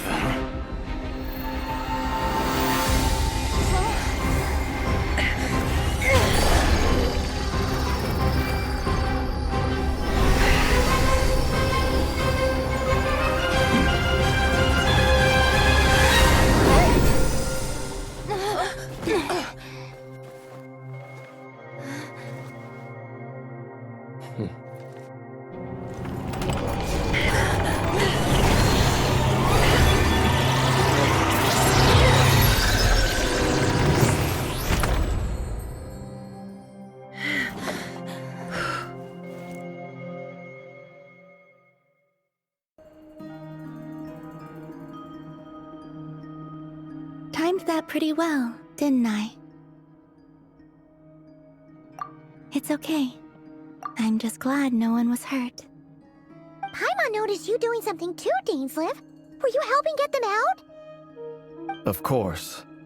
When I asked Nefer to conduct this investigation, I was not naive to the dangers involved. I had a duty to ensure your safety. Good to know your sense of justice is still intact after all these years. I take that to mean that you saw the truth. That comes as a great relief. I certainly did. And thanks to your help, I also managed to trap Rerir inside the chess set.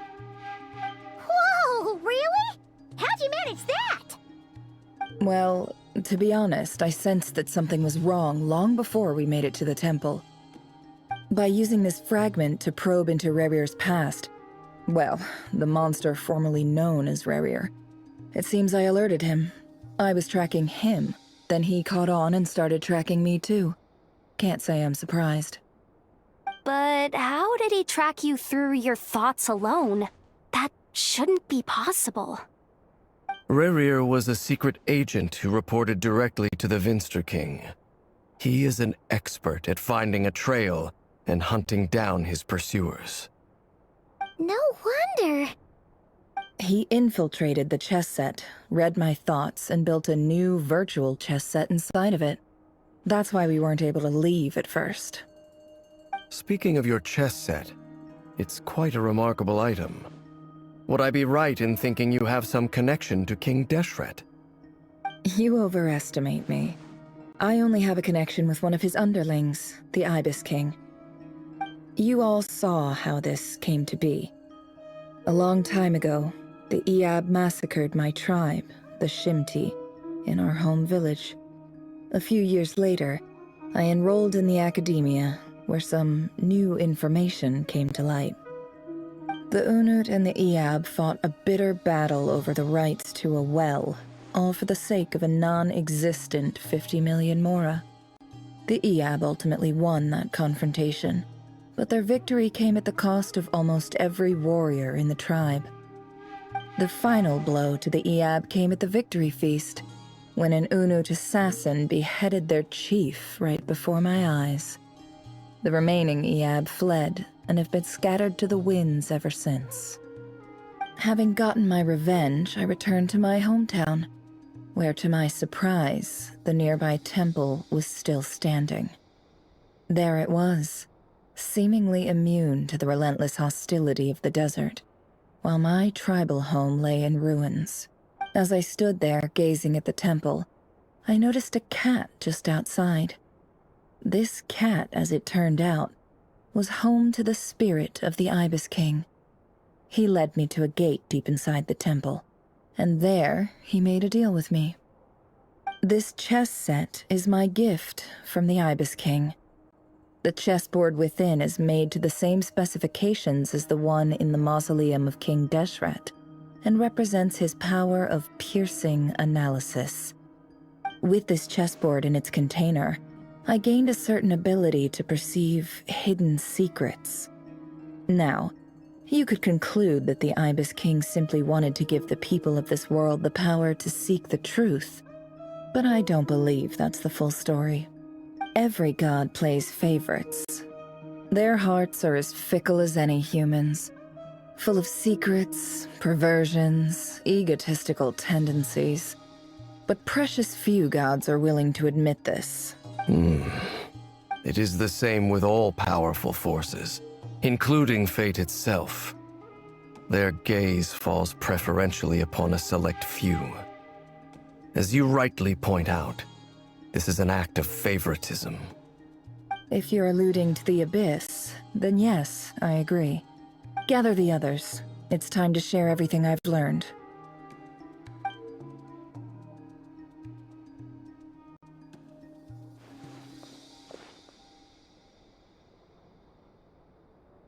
Thank you all for being here.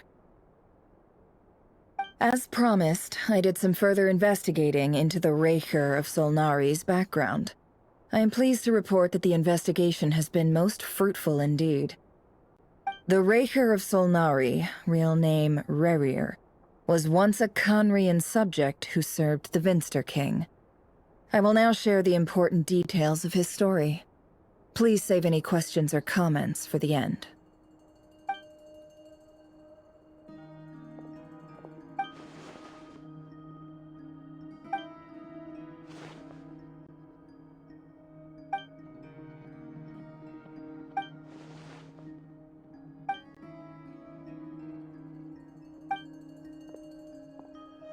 So that's why he's so obsessed with the moon. A tragic tale, to be sure. But it does not excuse his many transgressions. No matter how much Rerir suffered in the past, the fact remains that he is what we know today as the Wild Hunt, wreaking havoc upon innocent lives in Krai. He becomes more dangerous with each passing day. If left unchecked, it is simply a matter of time before all of Tevat suffers the consequences. This is a threat that the Knights of Favonius cannot ignore. A question for Miss Columbina. Forgive me if this is presumptuous, but have you ever seen the spatial gateway that appeared in Rerir's memory? Never. But I have heard stories of something called the Moon Gate, and this seems to fit the description. Miss Lauma, any thoughts on this? In the lore of the Frost Moon Scions, the moon is believed to hold many secrets. Some sources speak of ancient knowledge, others of a gateway to the unknown. The term Moon Gate is one I have heard before. But as is the case with all of our legends, there are no records of any first-hand witnesses. We cannot know whether it truly exists. Then back to Miss Columbina. As a moon goddess yourself, do you have some idea of where the Moon Gate leads to? Not at this stage, sorry. I do hold the power of the Frost Moon, and my strength is recovering well. I can sense that the gate would open at my command, but... But there's more to the power of the Frost Moon than that? Yes. A moon goddess has the right to open the Moon Gate, since it is a path to the moon. But as never mentioned, holding open a spatial gateway takes a huge amount of power. And right now, I need to conserve my energy to fight the Raker of Solnari. I'm afraid this is one mystery we may have to leave unsolved for now. I agree. Better to save your strength. But if you'll humor me for a moment, I have a bold conjecture of my own regarding the world beyond the gateway. I highly suspect that neither Tholindis nor Rerir made it through unscathed. The evidence pointing to this is the fact that the Rehir of Solnari exists in the form of countless fragments. With the abyssal power he wields, no ordinary foe can touch him, let alone tear him to shreds. And yet, the Wild Hunt proliferates wherever his scattered fragments lie, drawing hordes of monsters to many different locations across the land. So your theory is that Rerir was physically torn to shreds by some powerful force? Hence, why the Wild Hunt is a distributed phenomenon, rather than a unified one? Makes sense to me. Explains why the Wild Hunt is so pervasive, and why he's been trying to piece himself back together. He was whole to begin with, and he wants to be whole again. Without the power of the Abyss on his side, he almost certainly would have perished the moment he was torn apart. But the Abyss, much like a curse, has kept him alive. I could not agree more. The power of the Abyss is most surely a curse. It is a compelling explanation, and one that accords with my present understanding of Abyss creatures.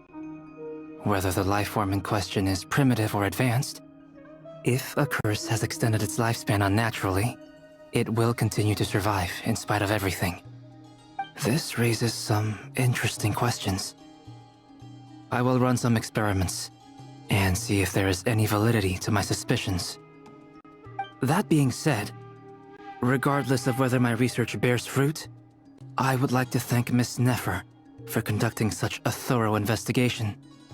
Already, it has greatly enriched my understanding of the entity we face. My pleasure, Mr. Albedo. I too hope that the information I have shared today proves useful as we look to formulate the next stage of our plan. Hey! What is it, Dainsleif? You look really upset! It's just... when I think of the man I once knew as Rerir, I struggle to understand why things had to turn out like this. The two of you used to be friends, didn't you? I don't know if these words will bring any comfort, but my heart goes out to you. Mine too. We can never know all the hows and whys of the way things are. The moon and stars are full of untold secrets and lies, and the skies are host to many more mysteries than these alone. Yet, none of that can begin to compare with the complexity of human life. Those are the first comforting words I've heard in a long time. Thank you, both. Well, I think this is a good place to end today's meeting. I'm sure Nefer needs some time to recover. She's been through an awful lot today. That's very thoughtful of you, Lama. Of course. Sounds good to me. Take some time to rest and digest before we reconvene to nail down a plan.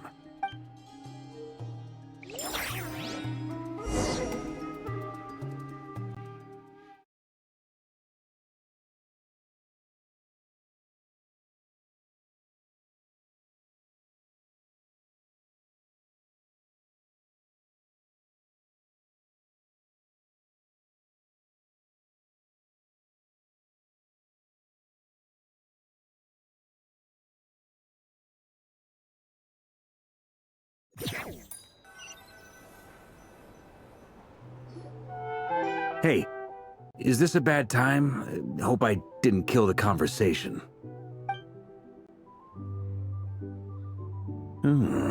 Nice room.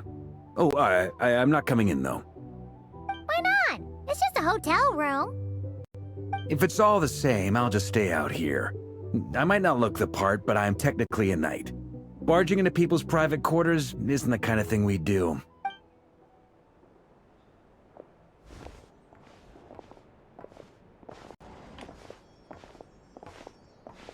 Anyway, Nefer went back to the curatorium to get some rest. But before she left, she shared some things with me that I thought you should be aware of. Firstly, although she managed to trap the Raker of Solnari inside her chess set, there's no guarantee that the power of the Ibis King is any match for one of the 5 sinners. Their powers are beyond our comprehension.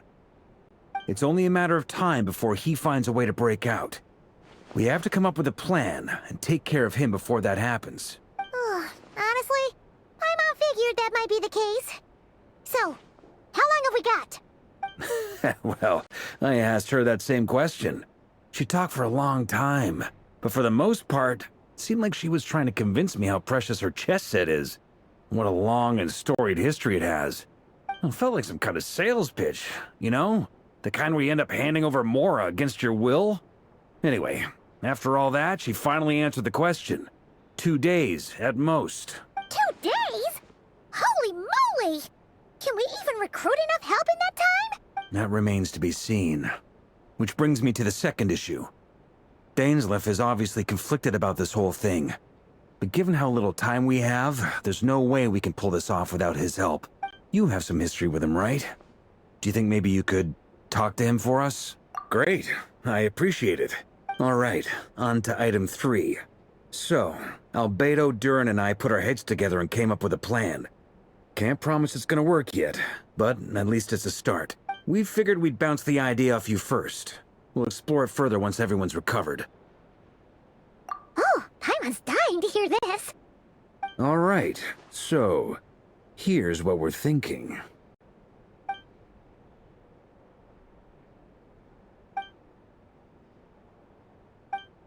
We felt a little uneasy about roping you into this. I mean, firstly, you're not locals, and secondly, none of us are your boss.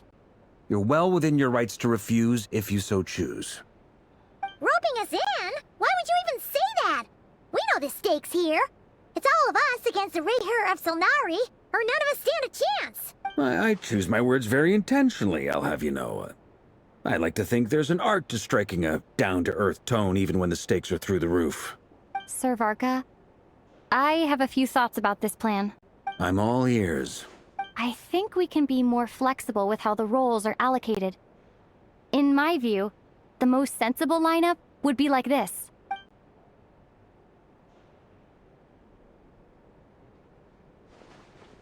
I see your point, yeah. But if that's how we're going to approach this, you'd better make sure you're ready. To be clear, I don't doubt your abilities. Far from it. I just want to make sure. Are you really willing to take all this on? I want to do everything within my power. The Rayher of Solnari is a truly fearsome opponent, and if I do my part, it'll greatly reduce the risk for everyone else involved. Well, that tracks with what I've heard. Jean's mentioned in her letters that you're so diligent it's almost abnormal. As in, most people weigh up the risks and rewards in situations like this. But you seem to just march towards danger without a moment's hesitation. Of course, everyone appreciates a fearless pioneer. But all that aside, I'm the Grand Master of the Knights of Favonius, and you're our honorary knight. I want to make sure your courage doesn't come at the expense of your safety. Thank you, Sir Varka. I should be the one thanking you. It means a lot to have you on board. I'll give some serious thought to your suggestions.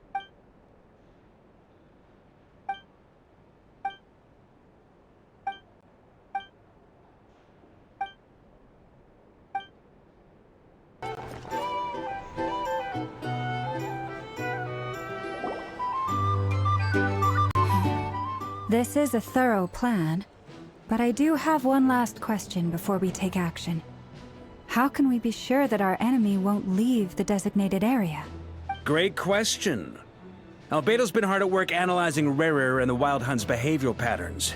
His conclusions are as follows. Firstly, from the earliest known confrontation until now, Rayher has never displayed any ability to manipulate the dimension of space. So it's unlikely he has any power in that domain. Secondly, he seems to have a particularly strong vendetta against our group. If we put him in a fight-or-flight situation, he'll choose to fight every time. Thirdly, finally, and most importantly, he is consumed by hatred, both for the moon and for his enemies.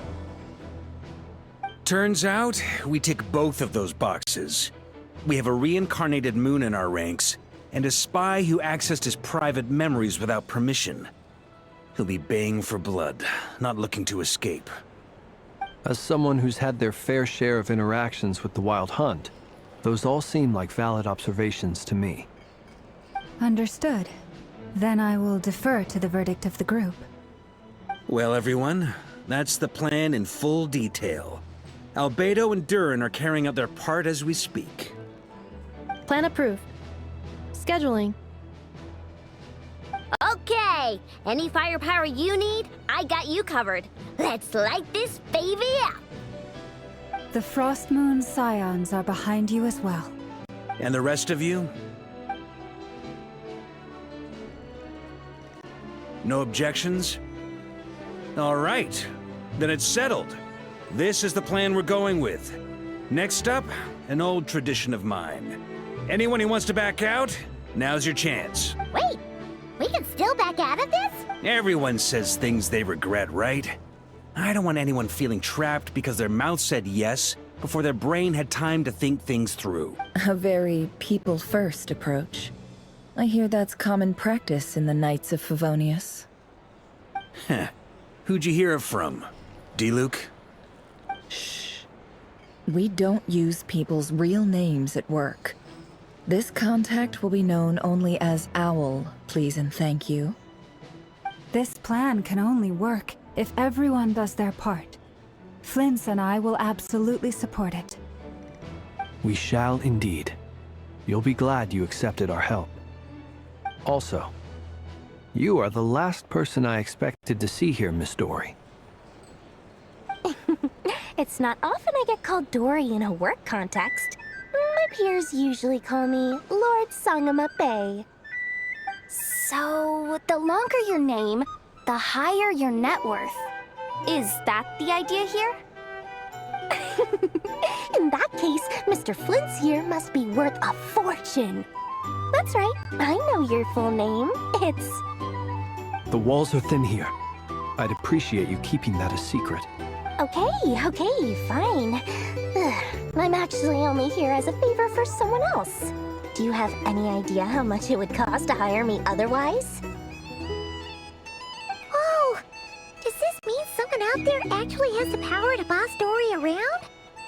It most certainly does not. We have a long-standing and mutually beneficial business partnership. She's actually the mom of a friend of yours. Said mom supplied me with a great little trinket, but now that lady's ruined everything. If I don't start building a little goodwill now, my whole business in Krai is gonna go down the drain! Okay. So what exactly is so special about this pendant? It's a lucky charm that a great mage made for me. We have a business. I finally got it all fully charged up with Kovaki, and then never went and used it all up at once! Never lost so big in my life! You're right. It was all my fault. I didn't mean to drain all the Kuvaki in the pendant, but I'll make it up to you. You will? Well, in that case, how about you give me your chess set, and we call it even? I knew you'd say that. Well, it's yours if you want it. In fact, take it now, and I'll even throw in a free Raker of Solnari. Deal? You're putting me in a difficult position here. It's a very useful thing to have around, but I have a funny feeling it won't be around much longer. I guess we'll see in a couple of days. Looks like bankruptcy for me. Hey, don't be so pessimistic. See this through and you never know. You might find a new business opportunity on the other side.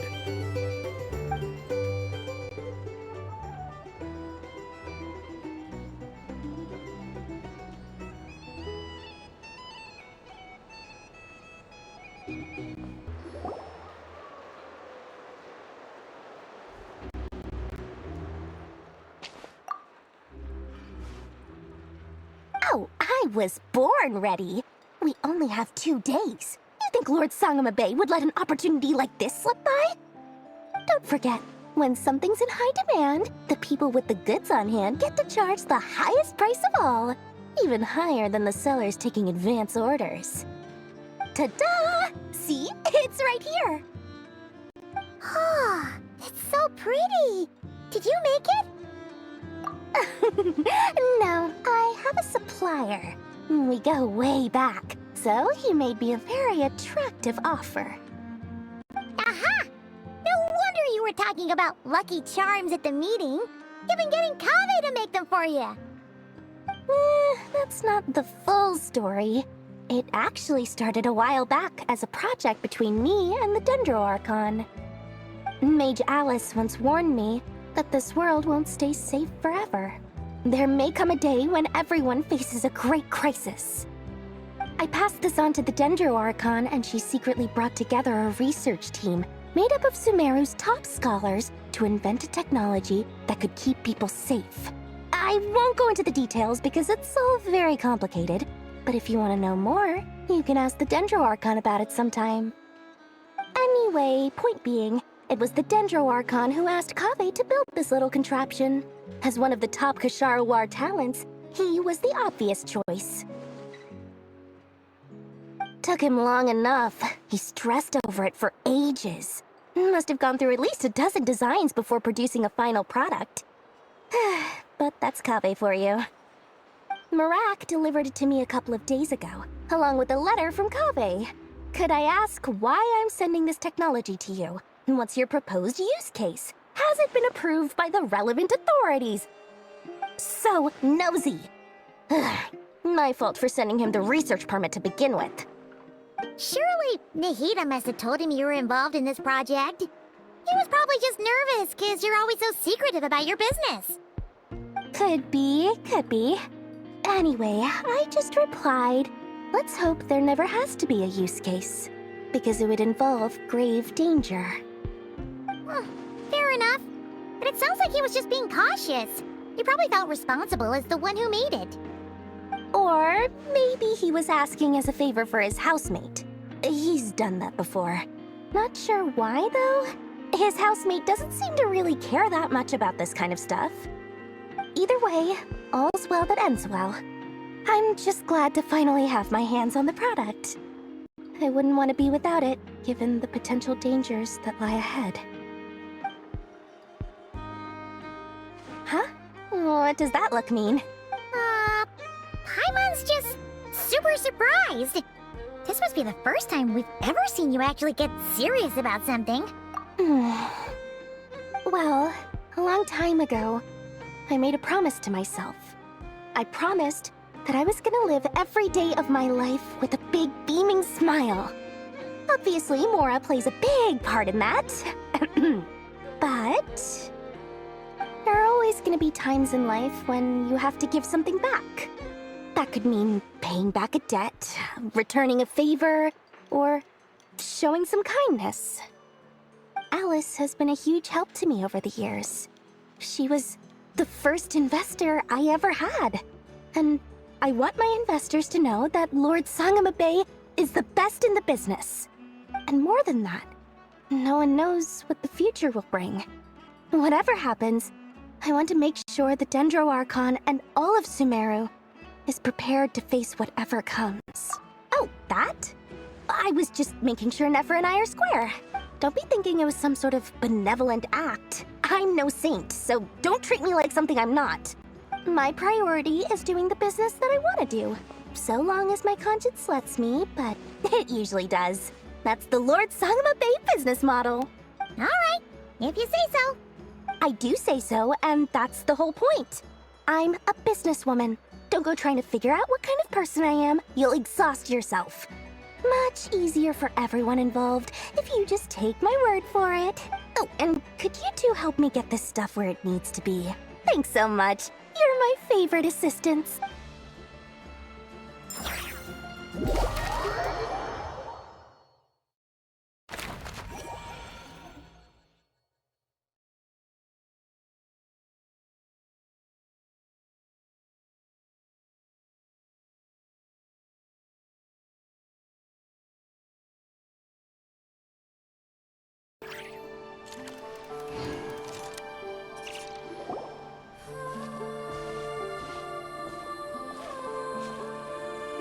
Traveler, Paimon, it's good to see you.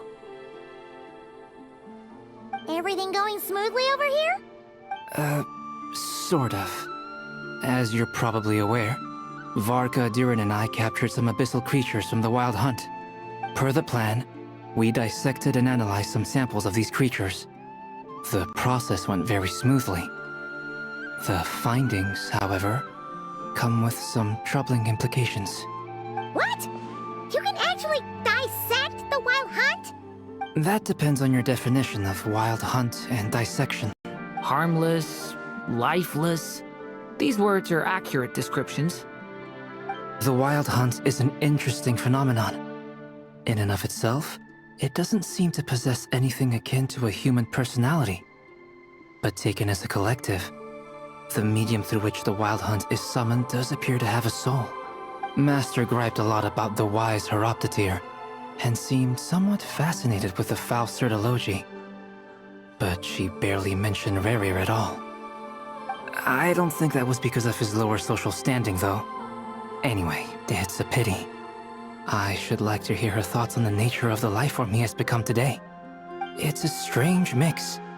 The furious energy of an abyssal being channeled through a fractured physical existence. A consequence of being torn apart by an unknown power. Perhaps the only explanation for his survival in this state is that he sacrificed a degree of individuality in exchange for a continued existence. Oh, sorry. Once I get talking about interesting research, I have a tendency to go on indefinitely. Back to our research findings. Essentially, they confirm my hypothesis. Rerir's corpse is completely contaminated by the Abyss, and the effects are irreversible.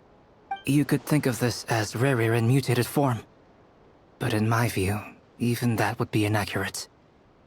In reality, his whole being has been consumed by the Abyss.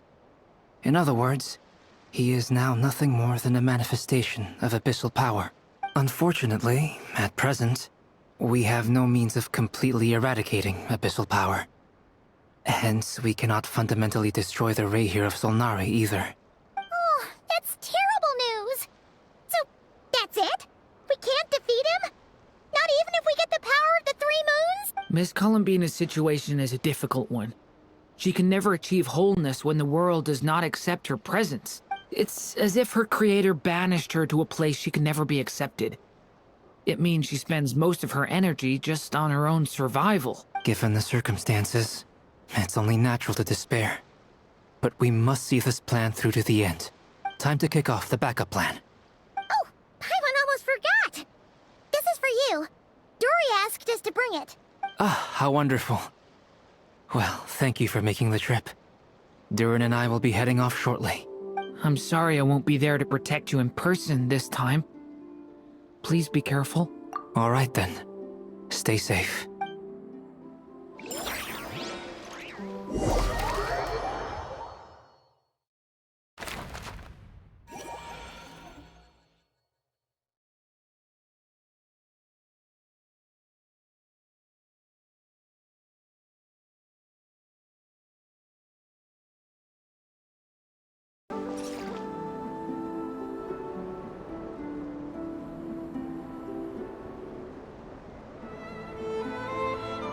Miss Lauma, is everyone here?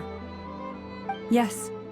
The fate of my flock is in your hands, Grandmaster Varka.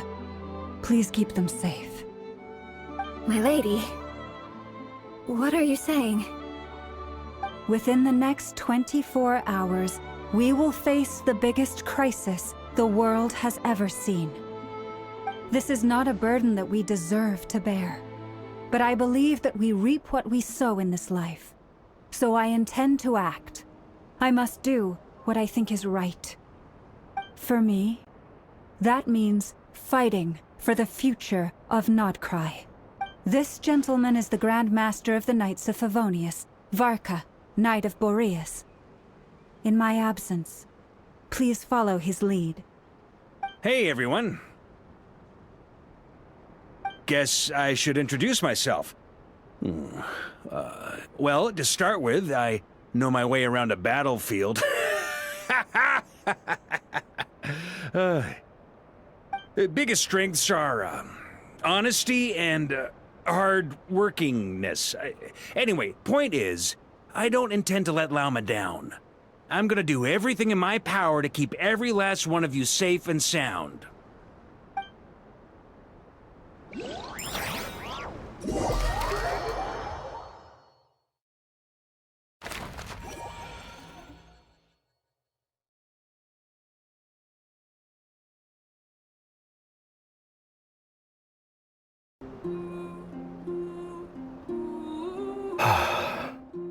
Something on your mind?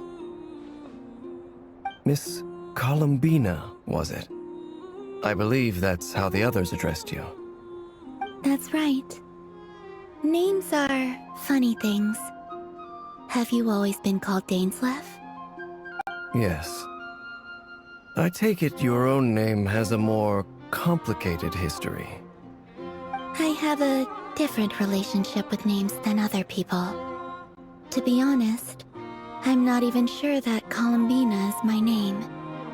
At least, not in the same way that Dainsleif is yours. But it's what everyone calls me, and I go along with it. A lot of my life has been that way. I get so used to things that I forget to question why they are so. I never used to think much about where names come from, or what they mean to people. Maybe something's wrong with me. You're different from other people. I sensed it the first time we met. You're more perceptive than most. I'm sure your long life and rich range of experience explains that. Do you ever find yourself missing Conria, Mr. Dainsleif? Difficult to answer. I have dreamed of the past many, many times. Sometimes I'm fighting tooth and nail.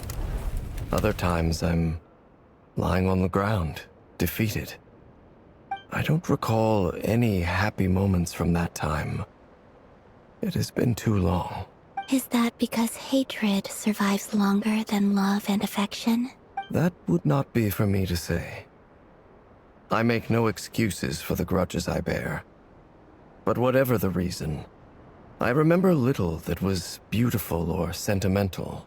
Thank you for your help with the Rerir situation. Without your efforts, I never could have learned the hidden truth of his story. You're welcome. I know he's your friend. Friend? He betrayed me. And I never really understood what he was going through in life. Some friendship, that is. Okay. So, do you plan to fight him with us? You see, you're torn. Now you know what really happened. You see the things he's done in a new light. I need some time. Of course. I completely understand. Anyone else in your position would feel conflicted too. Actually, I went through something similar myself recently. Something happened that changed my perspective on a situation. A situation I took for granted at the time, but now I feel very grateful for it. You mean the Harbingers who still support you, even though you've left the Fatui? Yes. I always thought they were only helping me because Harbingers are forced to work together. But then I abandoned them. A warrant was even put out for my arrest. And even now, they still support me. Which means I was wrong about them all along. Clearly, they view you as a friend. I feel a little guilty now. I regret not seeing her help for what it was, and not treasuring it. I see the guilt that you're feeling now, because I feel it too. Hopefully, talking about it will do us both some good. Have you noticed that the Traveler and Paimon are over there? I think they've been listening. Huh. Shall we say hello? Sure. Hello. Ah! They caught us!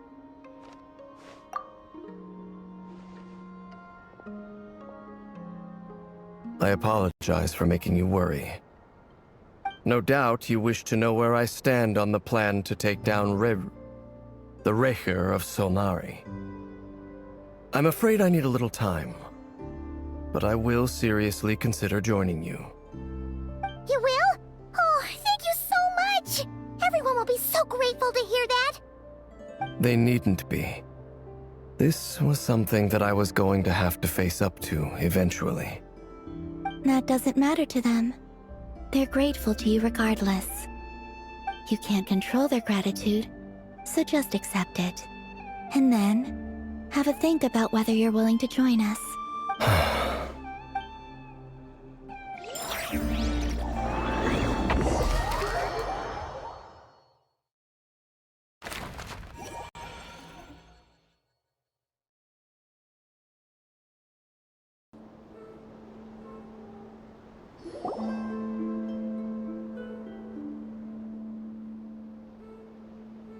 Ah, you're earlier than I expected. Hey, Flint's! Been waiting here long? Not too long. I came a little early so I'd have some time to think. Are you nervous about the battle? Quite the opposite. I'm reminiscing on my past battles. When I was awakened by the Ratniki, I had not touched a weapon in many years. I felt like the battlefield was not where I belonged. But after waging war against the Wild Hunt for so long, I came to realize something. A life of absolute peace is simply not a possibility for me. My restless flame indicates that somewhere inside of me, there is a deep yearning to root out the evil in this world. Oh, that doesn't sound like such a bad thing.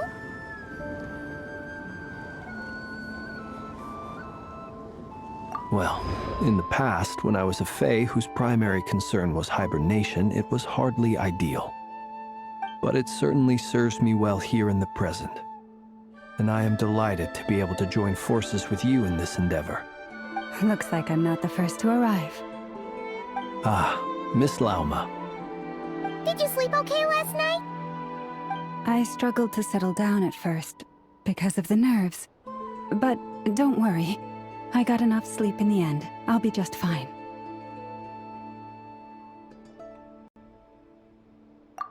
Please, I'm just doing my part. Never! Over here! Aino asked me to relay a message. She said Anefa will be on high alert and keep a close watch over all secondary districts where defense is required, providing support as necessary. Meanwhile, Aino herself will provide range support to us directly, using her latest invention. Excellent. My thanks to all involved. The chess set's looking a little unstable. It won't hold him much longer. We should be prepared to engage at a moment's notice. No sense sitting around waiting. Let's make the first move while we still have the option. I agree. Paimon, find a safe hiding place. Got it! Be careful, Traveler! I will.